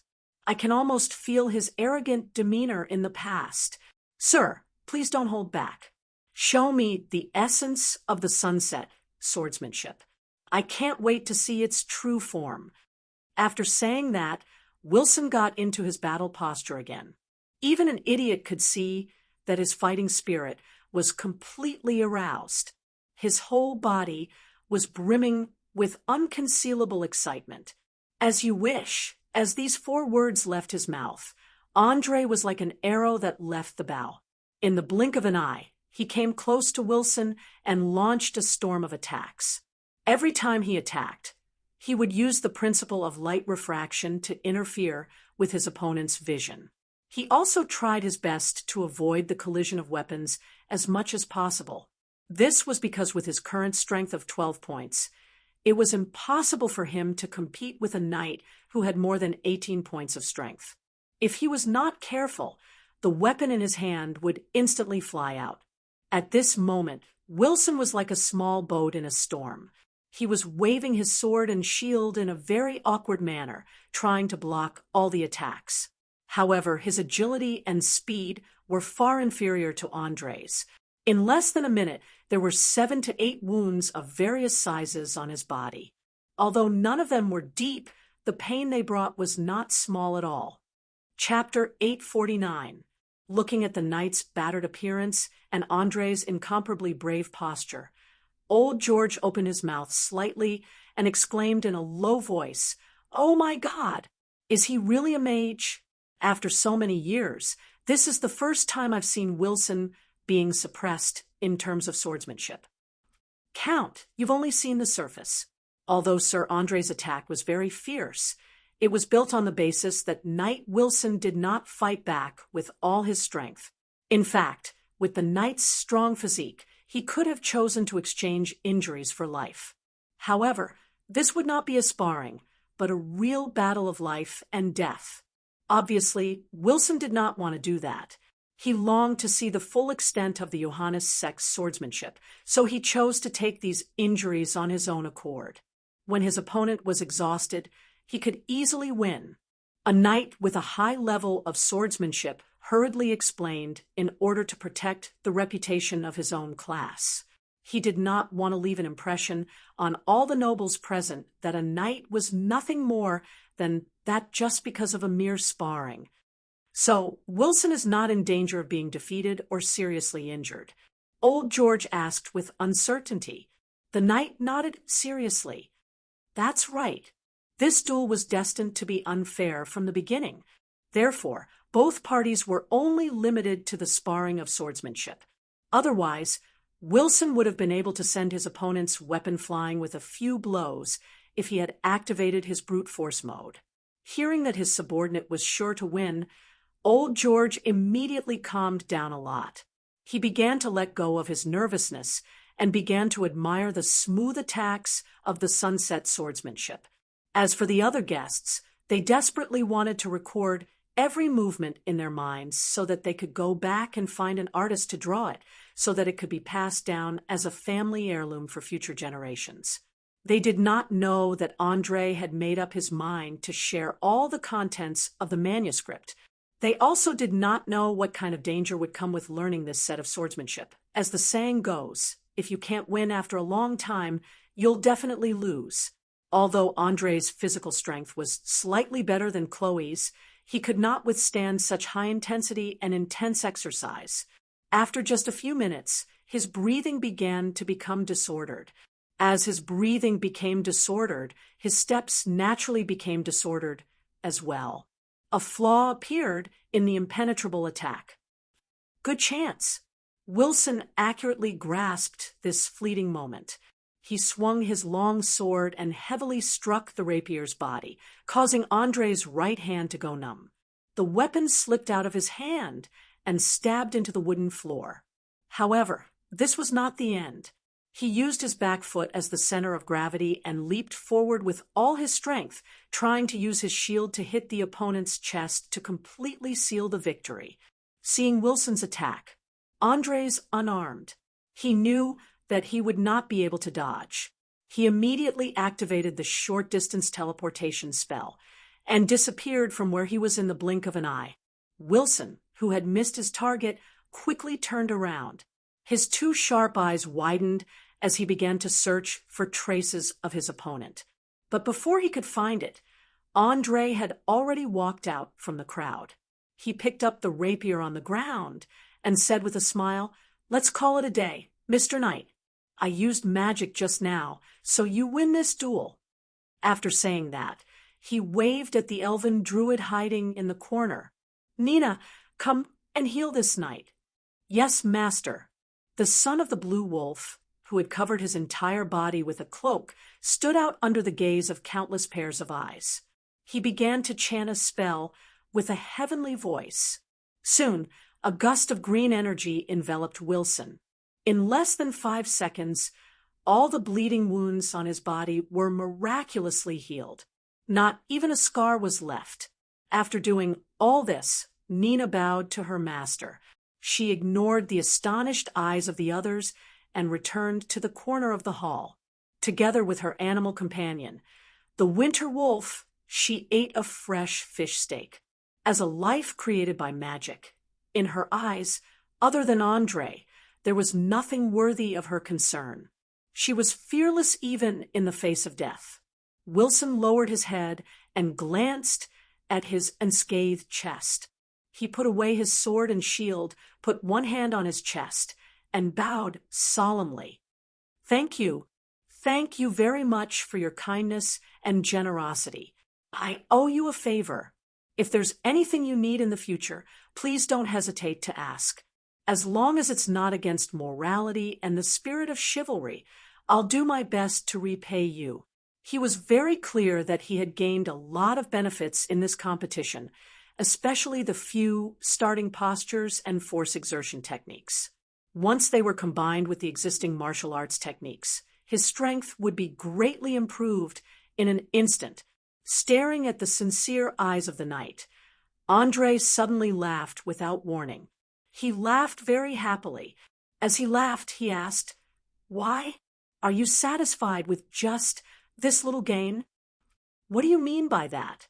Wilson raised his head and asked in confusion. "Literally, you should know that the techniques of the Johannes sect that I've gained are not only the Twilight sword arts, but also other aspects." As he spoke, Andre took out the manuscript that had been deciphered by Jennifer. In an instant, countless burning gazes were fixed on the booklet that was held up by dozens of parchments.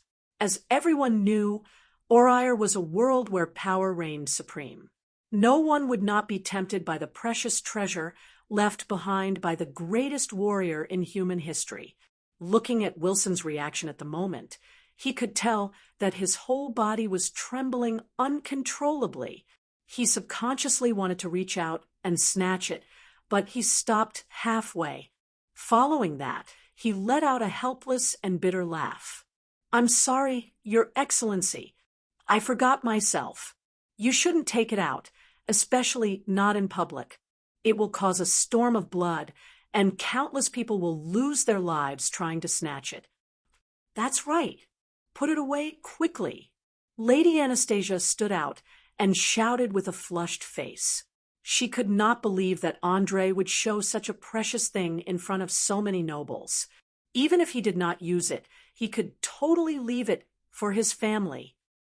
"Put it away."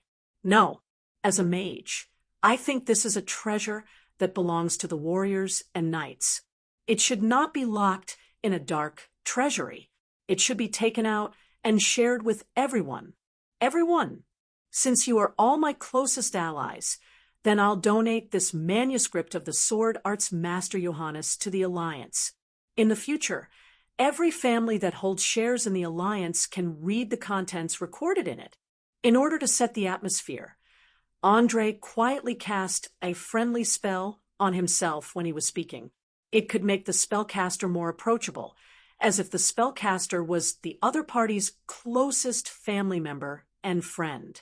Many rulers like to secretly cast a friendly spell on themselves when they were giving a speech. The effect was extraordinarily good. Chapter 850. Of course, this was a subtle effect.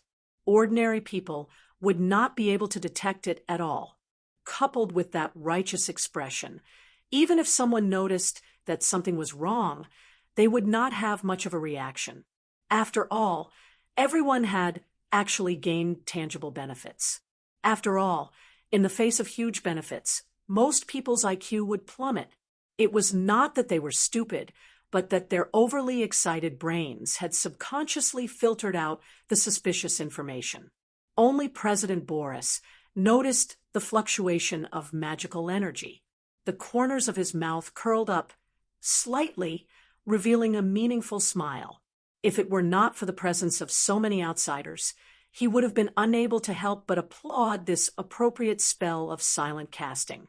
Among all the supreme magical skills, the most important purpose of silent casting was to let the target bear the effects of the spell unknowingly. Andre had undoubtedly achieved this. Just like this, amidst the exclamations, Andre slowly placed the manuscript in the hands of the knight and made a gesture for him to read it. After that, he winked at President Boris and directly cast a teleportation spell to disappear on the spot, giving no time for anyone to react. Looking at the manuscript in his palm, Wilson was stunned on the spot, completely at a loss of what to do. According to the code of conduct of a knight, he should never pry into such a precious thing. However, in his heart, he was extremely eager to see the knowledge recorded in it. For a moment, he fell into an extreme dilemma. One had to know that Johannes had an unparalleled position in the hearts of close combat professionals. He was even worshipped like a god in some areas. The weapons he used and the armor he wore would all become the target of countless people's pursuit and collection, not to mention a manuscript that recorded the swordsmanship and martial arts techniques he had created when he was alive. For a moment, the atmosphere in the hall suddenly became tense. The nobles and smugglers who were still talking and laughing a few minutes ago had now begun to be wary of each other. Perhaps with a single trigger, it would immediately trigger a chaotic battle. Seeing that the situation was in danger of spiraling out of control, old George hurriedly stood up and coughed hard. He shouted, "Everyone, calm down. Calm down, all of you. What we need to do now is to confirm the contents of this manuscript. Yes, let's confirm what is written in it first." "I agree." Seconded. As the leader of the conservative nobles, old George's suggestion was quickly approved by most of the nobles. Soon, under his guidance, 6 prestigious people were elected to read this precious manuscript together. Among them, 3 were nobles, 1 was a smuggler, 1 was a knight, and the last one was given to Countess Anastasia. It had to be said that old George was indeed very good at mediating conflicts. Looking at the backgrounds of the 6 people, some of them were people that Andre trusted, some of them were representatives of smugglers, and he even considered the professional knowledge of knights needed to decipher the manuscripts. Most importantly, he once again tied himself firmly to the conservative nobles. Under the gaze of countless pairs of eyes, old George said to Wilson, who was still in a dilemma, "Don't hesitate anymore. Open it. Andre is a man of his word. He said that he would give the manuscript to the Alliance. So this manuscript belongs to the Alliance. But this is the manuscript of Master Swordsman Johannes. Perhaps because he was too agitated, Knight Wilson began to stammer. It was not that he did not want to see the manuscript, but he could not get over the hurdle in his heart. After all, the birth of the knight class could be traced back to the period when human civilization had just transformed from city-states to feudal kingdoms. In order to better control the army, the lords took the liberty to add some things about etiquette and virtues on the basis of training warriors. As a result, when a warrior advanced to become a knight, he had to choose one of the virtues, such as bravery, compassion, humility, honor, honesty, sacrifice, justice, and so on, as his lifelong conviction. This also meant that every knight had an insurmountable bottom line in their hearts, and Wilson just so happened to choose honesty. Therefore, as long as it was something he did not agree with, he would never pretend to cater to it. Old George would never have dreamed that the knight who had served him loyally for more than 10 years would actually go against him at this crucial moment. His expression suddenly became extremely ugly, and one of his hands that was hidden in his sleeve clenched into a fist. If it were not for his dignity, he might have lost his temper immediately. President Boris, who had been watching coldly from the sidelines, had a hint of playfulness in his eyes. He squeezed out from the crowd and patted Wilson's shoulder lightly. Relax, Knight. Andre is a mage. It's useless for him to have these close combat skills. Just open it with peace of mind. As these words came out of his mouth, Wilson immediately shuddered, as if he had woken up from his dilemma.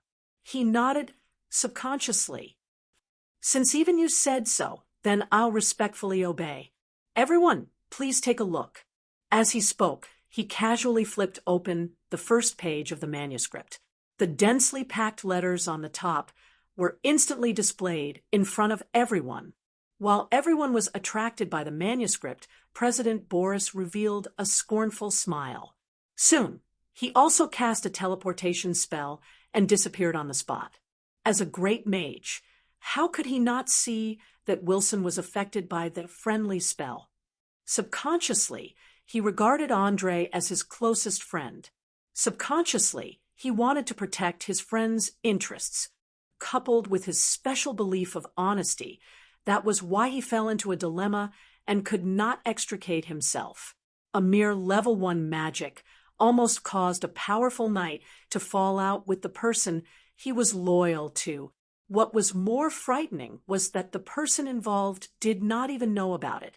The horror of a mage was incisively and vividly displayed at this moment. There was a famous saying among the spellcasters that had been passed down for a long time.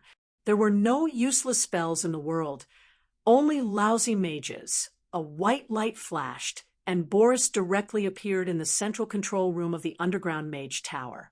He had already obtained part of the authority and could freely enter and exit most of the places in the tower. Andre calmly prepared the potion in his hand and greeted without turning his head. Master, why have you come back? Could it be that the fine wine and dishes at the banquet are not to your taste? No, I'm here to tell you that the silent spell just now was quite wonderful. Perhaps you still don't know, but the knight who was practicing swordsmanship with you was very seriously affected. He almost fell out with old George. President Boris said as he came to the front of the experiment table. He silently looked at the strange purple gas in the flask. This gas was like a naughty child, constantly circling around in the flask. Sometimes it was rich, sometimes it was thin. It looked exceptionally beautiful. Chapter 8:51. Andre did not mind that the other party was checking his potion-making process. He chuckled and teased. Did they turn hostile in the end? If they did, I'll immediately recruit Knight Wilson. You should know that there are too few powerful and loyal subordinates these days. Especially now that I'm in need of people, I wouldn't even refuse a bandit, let alone a knight. Sorry for messing up your business. I've already used magic to dispel the influence on him. President Boris pretended to be innocent and spread out his hands. Tell me, why did you give Johannes' manuscript to that group of idiots? What's your purpose? In fact, when he patted the knight's shoulder, he had coincidentally activated the dispelling ability of a magic item on him. Otherwise, Wilson would have needed at least 1 or 2 hours to wake up. Purpose? Why would you think so? Can't I be generous for once? Andre asked as he lit the alcohol furnace and began to heat up the purple gas in the flask. Although the tone of this sentence was very calm, as if everything had nothing to do with him, as long as one was not blind, one could see the slight smile on the corner of his mouth. Boris could be said to be quite familiar with the character of the young mage in front of him. He immediately sneered. Ha ha! Generous? You may be smart, cunning, insightful, and knowledgeable, but the only thing that's not generous is you. You're a utilitarian through and through, so you'll only do what's best for you. I really don't see how giving a book with exquisite swordsmanship and martial arts to a group of greedy nobles and smugglers will benefit you, unless there's something else hidden in it. Am I wrong? If I said that this book was snatched from an organization called Black Blade, would you still think so? Andre obviously enjoyed the atmosphere of this conversation between the mages. He did not hide the origin of the manuscript. He believed that with the power of the Linton City Mage Association, it was naturally impossible for them to know nothing about this organization that secretly networked many high-level close combat professionals. Black Blade, you've provoked them? As expected, Guild leader Boris knew of Black Blade's existence. Judging from his astonished expression, it was clear that he knew a lot about it. Andre nodded calmly. That's right. Not only did I offend them, but I also got rid of Sam, the weapon master. That's why the manuscript is a bit of a hot potato. Besides, I'm a sorcerer. Even if I have profound martial arts and swordsmanship, what's the use? I might as well throw it to someone else as a distraction. Even if Black Sword discovers it, he won't look for me immediately. It was common knowledge that most mages were rather selfish. Apart from their dedication to magic research, the rest was probably apathy toward the world and human society.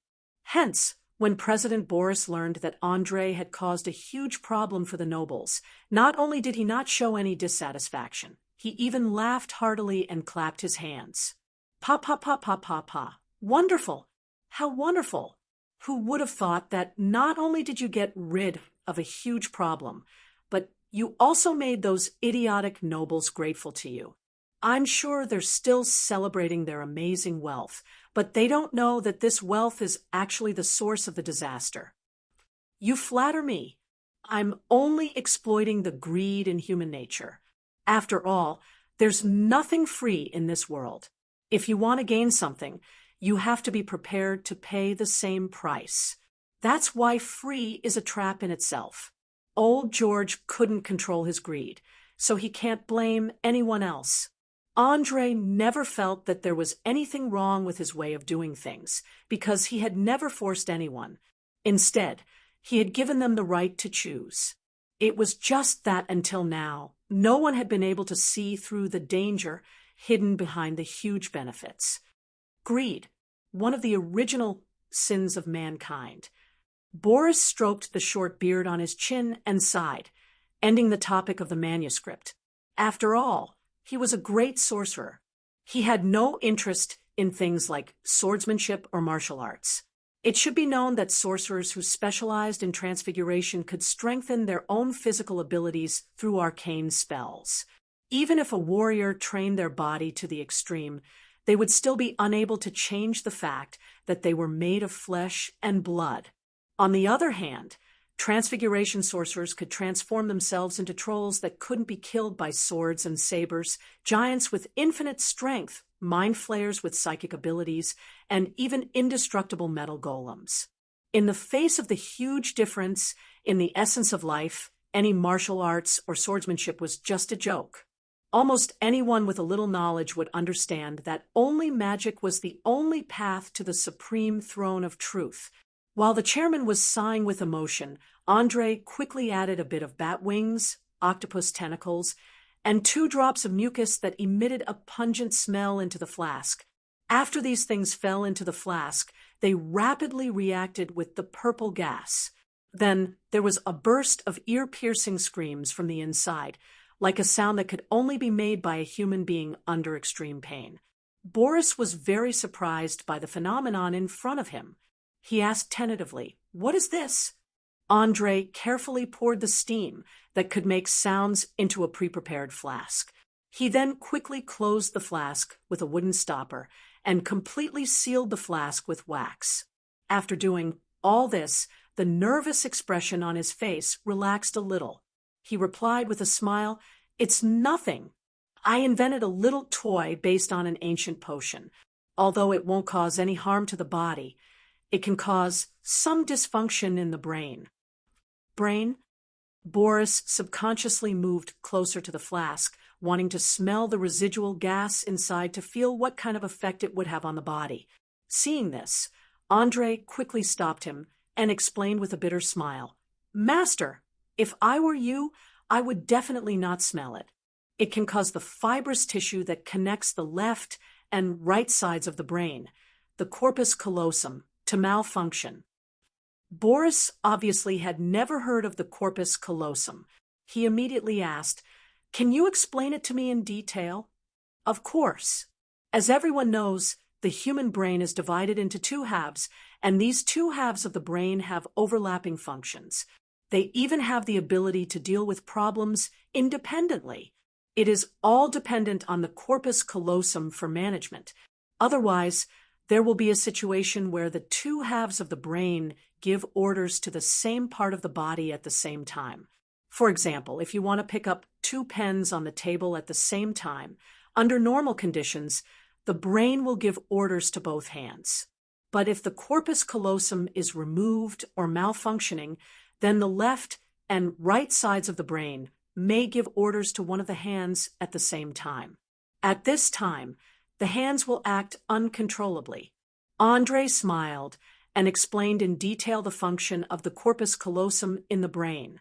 At the same time, he gently shook the test tube in his hand, and a chilling light flashed in his eyes. Chapter 852. Corpus callosum? That sounds interesting. Although Boris was not a mage specializing in necromancy, he was still very interested, especially since it involved the most mysterious organ of the human body, the brain. After hesitating for a few seconds, he immediately requested, "Experiment. I need to conduct a live experiment to verify your theory." "No problem. There are still many goblins and orcs in the corral at the bottom of the mage tower. If you are interested, you can cut open their skulls and remove the corpus callosum to see what kind of strange reaction it will produce." Andre picked up the quill on the table and quickly wrote down the order to provide unlimited live experiments on the parchment before handing it over to the other party. He did not care at all about how many of those barbaric monsters would die because of this, nor did he care about how much pain they would have to go through before they died. The reason was simple. As a soul from a highly developed civilization, Andre hated those idiots who did not produce and only knew how to plunder and destroy. Just like the ancient grassland tribes on Earth, it was their honor to be able to sacrifice their lives for the mages' research. It had to be said that this kind of thinking was slightly racist and could even be said to be quite extreme and cruel. If it was on Earth, he would have been scolded by the saints, who would then repeatedly emphasize that all species had the right to fight for survival. However, in Oroire, where humans were not the only intelligent species, more than 90% of the human rulers would agree with this point of view. Even the sacred warriors who symbolized kindness and order would not meddle in other people's business, unless the subject of the live experiment could prove that he or she was a member of the neutral or kind camp. Orcs, goblins, kobolds, gnolls, trolls, and other races that were robbing and some even ate humans as food. How many of them could be considered kind and neutral? Andre was not too sure about this question. After all, there were always exceptions. However, at least until now, he had not seen one with his own eyes, which showed how low the probability was. It was almost negligible. At this moment, President Boris was fully focused on the corpus callosum. He did not even notice the cold look in Andre's eyes when he mentioned the orcs and goblins. But just as he was about to turn around and leave with the note, he suddenly stopped, turned around, and asked curiously, "I almost forgot. You haven't told me who the purple gas is for. I really want to know who is so unlucky as to provoke a little monster like you." "Ha ha ha ha. Master, you're so humorous." This was the first time Andre had heard the president tease him, and he laughed happily. "It's not a big deal to tell you. It's just two guys who have been secretly looking for trouble. But for some reason, I can't kill them immediately, so I can only collect some interest first. Oh, it seems that I have to observe a moment of silence for these two fellows. I believe that they will soon pay the price for their foolish actions." After saying that, Boris disappeared into the dim corridor without looking back. Obviously, he was just casually asking and was not trying to pry into anyone's privacy. After sending the president off, Andre raised his head and looked at the hourglass hanging on the wall. He narrowed his eyes and muttered to himself, "Time really flies. It's almost dawn. I have to hurry. Or I might not be able to find the time to deal with the remnants of the underground guild." As a smart person, he always had a very clear order of priority for his enemies. Those that needed to be dealt with first, and those that were suspicious could be delayed. In the Sardinia archipelago, the pirates were undoubtedly first. They were like the roots of a large tree, firmly entrenched in this land and providing an endless supply of nutrients for the trunk, branches, and leaves. Ranked second were the underground guilds. This was an organization that used the power of the gangs to rule Valen City. They controlled the commercial lifeline of the entire archipelago and were like tree trunks. If they were not eliminated as soon as possible, it was very likely that they would go underground, and it would be difficult to find them one by one. However, Andre did not intend to act rashly before the allied noble army finished reorganizing. The best way to deal with this kind of gangster-like organization was to either hide and not act or completely eliminate them once and for all. Of course, before that, he still had to let the two fellows who had been causing trouble for him have a taste of losing control of their brains. In order to not attract anyone's attention, Andre did not choose to cast a teleportation spell this time. Instead, he personally entered the smelly sewers and sneaked in the direction marked on the map. It took him over an hour to discover a strong resonance of mana at the end of the maze-like sewers. He didn't know what the other party was using as fuel, but it was able to continuously gather the magical elements in the air. Even from tens of meters away, he could clearly feel the terrifying tremors. As a 10th rank mage, Andre dared to bet on his brain that if there was a problem with the guidance at the center, the impact of the rampaging energy would be comparable to a small nuclear bomb. Not to mention the people in the surroundings, even the entire Valen City would be blown to smithereens. Just as he was about to drink an invisibility potion and get closer to take a look, a man in a black cloak suddenly walked out of the darkness. Without saying a word, he directly put a finger to his lips and made a shushing gesture. He then pulled Andre in the opposite direction. Perhaps because he didn't sense any malicious intent, Andre chose not to resist and allowed the other party to pull him for over 100 meters. Before he could open his mouth to ask, the man took the initiative to remove his hood, revealing an incomparably handsome face and two pointy ears. "It's you, Orlando Watts." Andre's eyes widened as he called out the other party's name in a tone of disbelief. "Hee, that's right, it's me. Why, do you think it's strange?"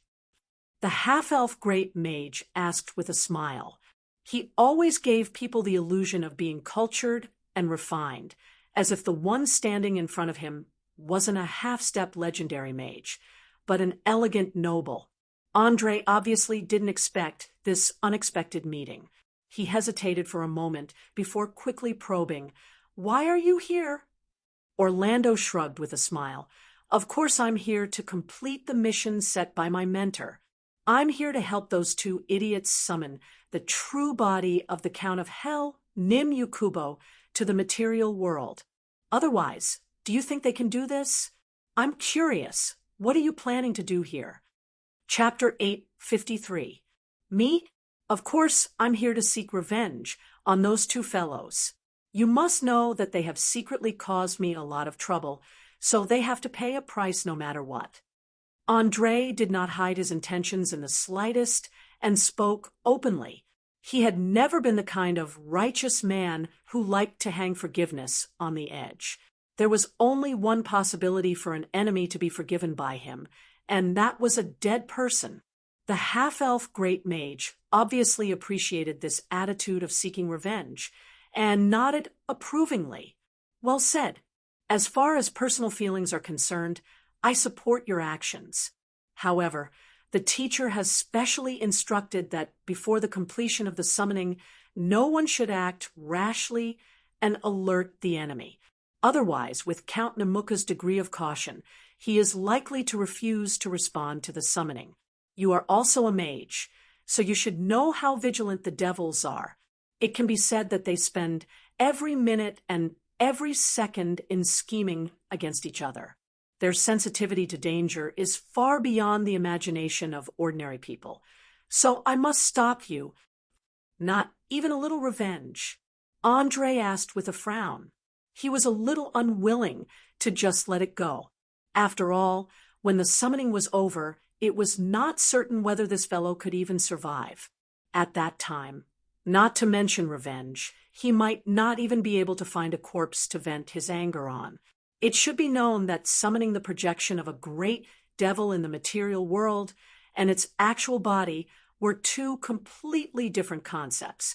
The former only needed to tear a small opening in the crack of the material world, while the latter needed to use a powerful force to connect the material world and hell together.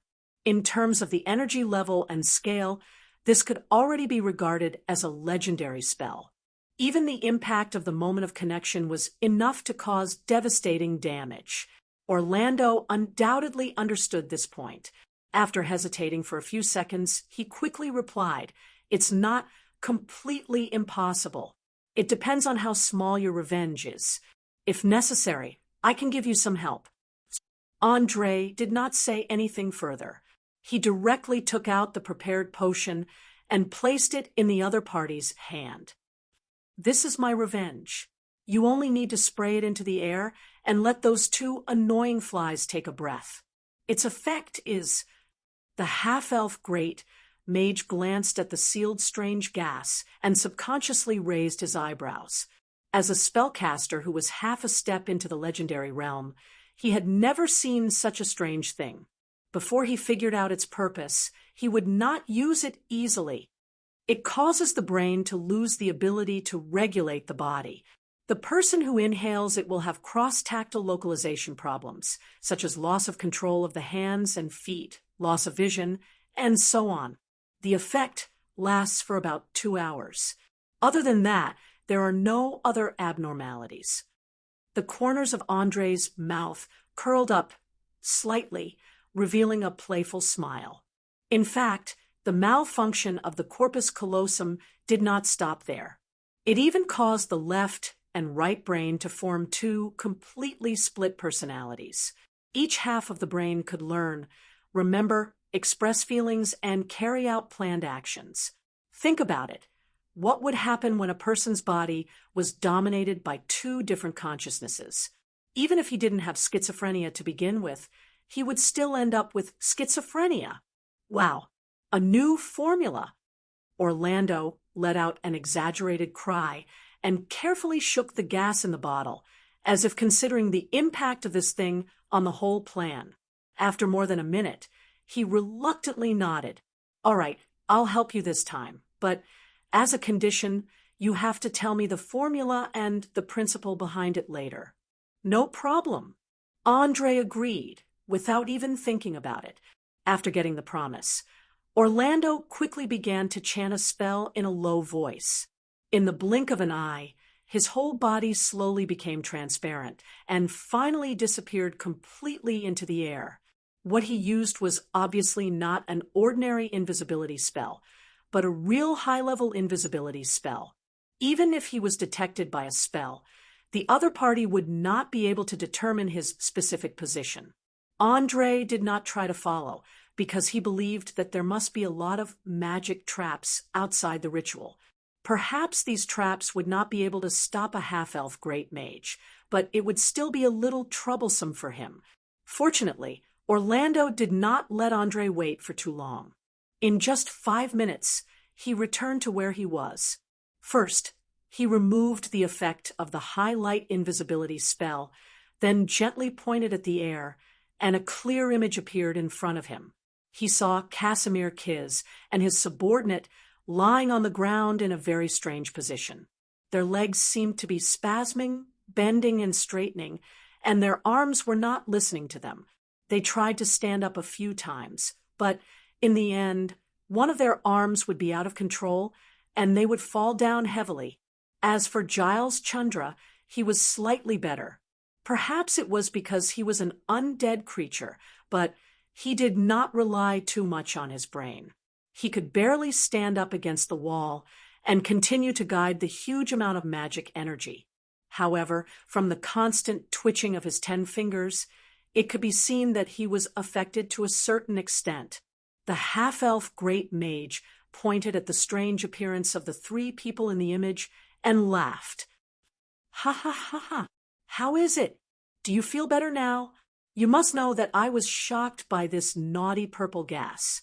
Not only can it affect living creatures, but it can also affect undead creatures." Andre shrugged indifferently. "I do feel much better. I hope they will remember this lesson and consider the consequences when choosing enemies next time.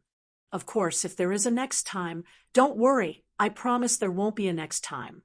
Do you see the patterns and symbols carved on the ground? The instant Nemuku steps through the passage, the entire portal will collapse and explode. Everything within 50 meters, be it people or buildings, will be crushed. In this way, he will be trapped in the material world and completely become nourishment for the arcane eye." As he spoke, Orlando looked at Andre's left eye that was covered with an eye patch. As a mage who had received all the inheritance of the ancient magic civilization, he was full of curiosity about the 2 ultimate plans, especially when one of them was so close to him. "I hope so. The energy ring produced by my left eye is getting bigger and bigger. I estimate that in about a week, even the eye patch will not be able to block it." Having said that, Andre took off the eye patch. The ring in his pupil immediately seemed to be stimulated by the outside world and began to spin rapidly, emitting a suffocating and terrifying power. Allen stared at him with slight infatuation for a minute and quickly comforted him. "Relax. There is no need to be so nervous. This matter will come to an end in 3 days at most. With Mentor's powerful spellcasting ability, Nemuku will not have a chance to resist." Chapter 854. 3 days? How can it be so fast? Shouldn't a magic ritual of this scale take at least 2 weeks to a month? Andre asked in disbelief. He had always felt that it was already extremely fast for the legendary Lich to be able to solve the problem of his left eye in half a month. After all, according to the relationship between the level of energy and the magic ritual, the more energy needed to gather, the higher the level of the magic ritual. The higher the level, the longer the preparation time needed. The only way to shorten this process was to increase the number of guiding mages, or to use some kind of treasure to gather energy quickly. It was clear from the image just now that Giles Chandra was the only one in charge of guiding the summoning ritual. With his level of spellcasting, it was impossible for him to bring forward a summoning ritual that required a month of preparation time to a mere 3 days. Orlando stroked the neatly trimmed beard on his chin and explained with a smile, "You're right. Normally, it would take at least 2 weeks to a month to open a passage between the material world and other planes. However, Casimir has used some very evil means to speed up the entire process. Haven't you noticed? The connection between the city and the soul world has been cut off. All the dead souls have no way to go where they should go. They can only wander helplessly between the streets and alleys. They are like firewood thrown into the fireplace, continuously providing energy for the entire magic ritual until they wither and die. In other words, the large number of deaths you caused when you seized control of the Sardinia indirectly helped Casimir speed up the progress of the magic ritual." "What?" Andre's expression changed drastically. He immediately cast his gaze into the depths of the sewers. Soon, he realized that the magic light emitted from the sewers was completely black and red, which symbolized extreme evil. Countless souls were in pain and distorted under the contamination of the power of hell. Just looking at it was enough to make one shudder. "Damn it! I was wondering why these fellows had been hiding in the dark and stirring up the situation. So they were using me. That's right. They have been using you just like how you have been using them. The only difference is that all their plans have been exposed to you, while your plans have not been completely exposed. Most of the time, the difference between a smart person and a fool is just that tiny bit. In order to make it look more realistic, the half-elf mage stretched out his right hand and measured it. There was only a small gap between his two fingers. From those deep eyes, it could be seen that he was quite satisfied with Andre's performance during this period. Although there were many mistakes in the middle, overall, he handled it very well. Unfortunately, Andre wasn't happy about such praise at all. His face was still gloomy. The reason was simple. He could not forgive himself for neglecting such an important piece of information. If the other party did not imprison his soul, but instead secretly prepared a magic ritual with great destructive power, then wouldn't all his painstaking plans go down the drain? Although many people liked to comfort themselves by saying that failure was the mother of success, Andre didn't like to deceive himself at all. He knew very well that there were only two paths in life. One led to success, and the other led to failure. If a person began to use excuses to cover up his failure, then this person would never be able to embark on the path of success. Orlando sensed the unwavering will of the young man in front of him and very elegantly performed a mage's salute. Congratulations on walking on the right path. You have to know that mages often experience all kinds of troubles and problems in their lives, such as family, friendship, love, sadness for the passage of time, and so on. Some mages choose to abandon everything and transform themselves into an immortal state, dedicating their long lives to magic, completely unaware of the consequences of doing so. When they finally begin to experience the taste of loneliness, it's all too late. There are also mages who choose to blend in with ordinary people. They experience hardships with their families, go on adventures with their friends, fully releasing the radiance of the fire of life, and in the end, are even willing to age and die like an ordinary person.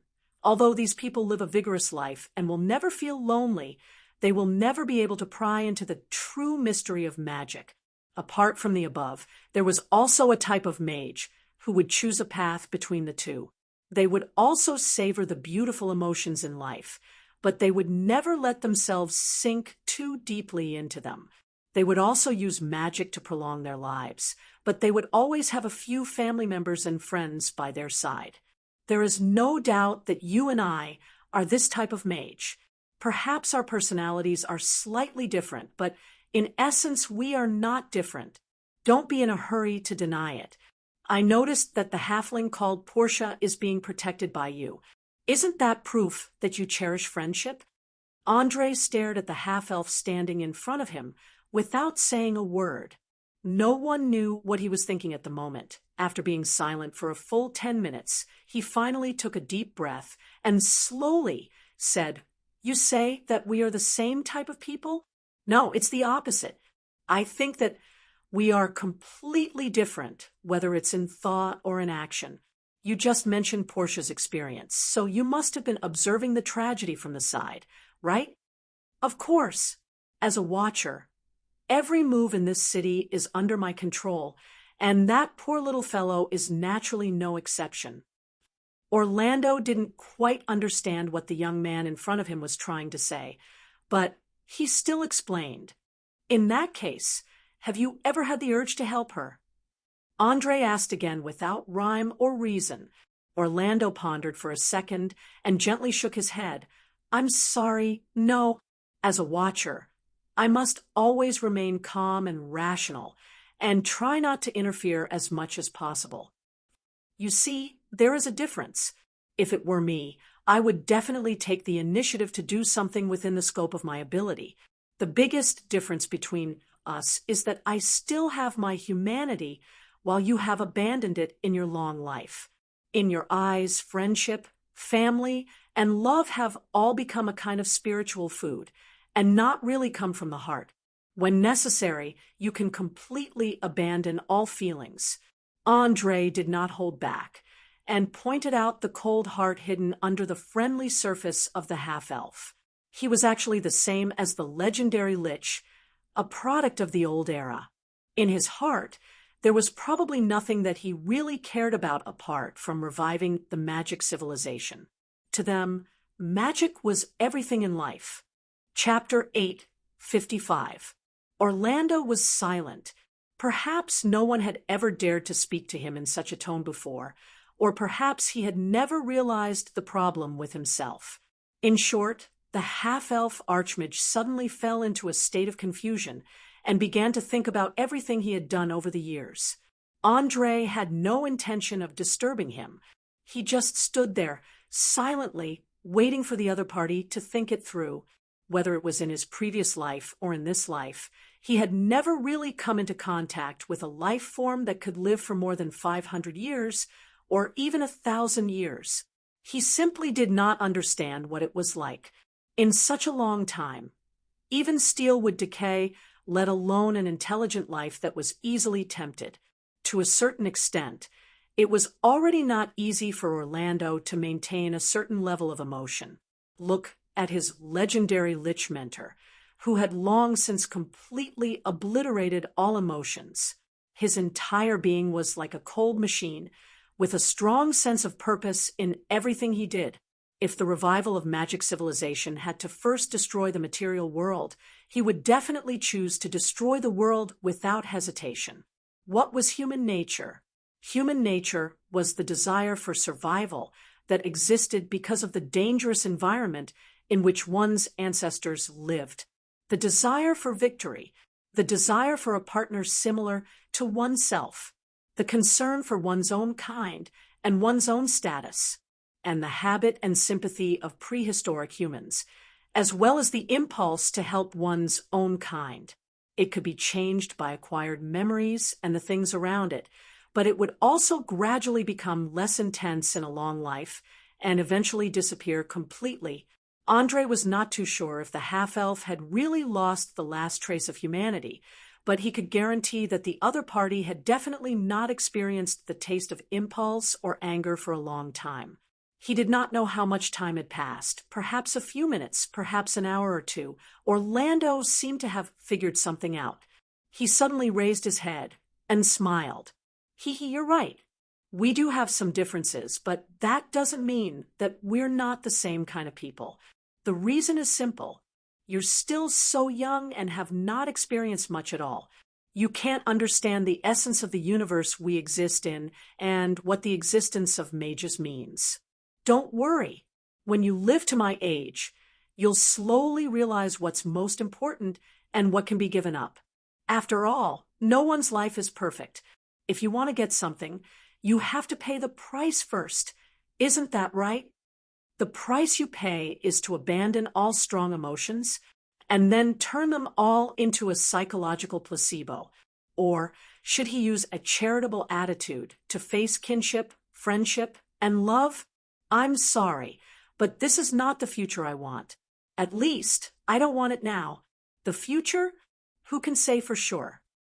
Andre shrugged his shoulders in a carefree manner. He always had a detailed plan for his future, but it was only limited to a few years or a few decades. He had never thought about what would happen in 100 years. As a semi-elemental creature and flaming duke, it was almost impossible for him to die of natural causes within 1,000 years. However, in his heart, he had always thought of himself as a human. He did not realize what such a long lifespan meant.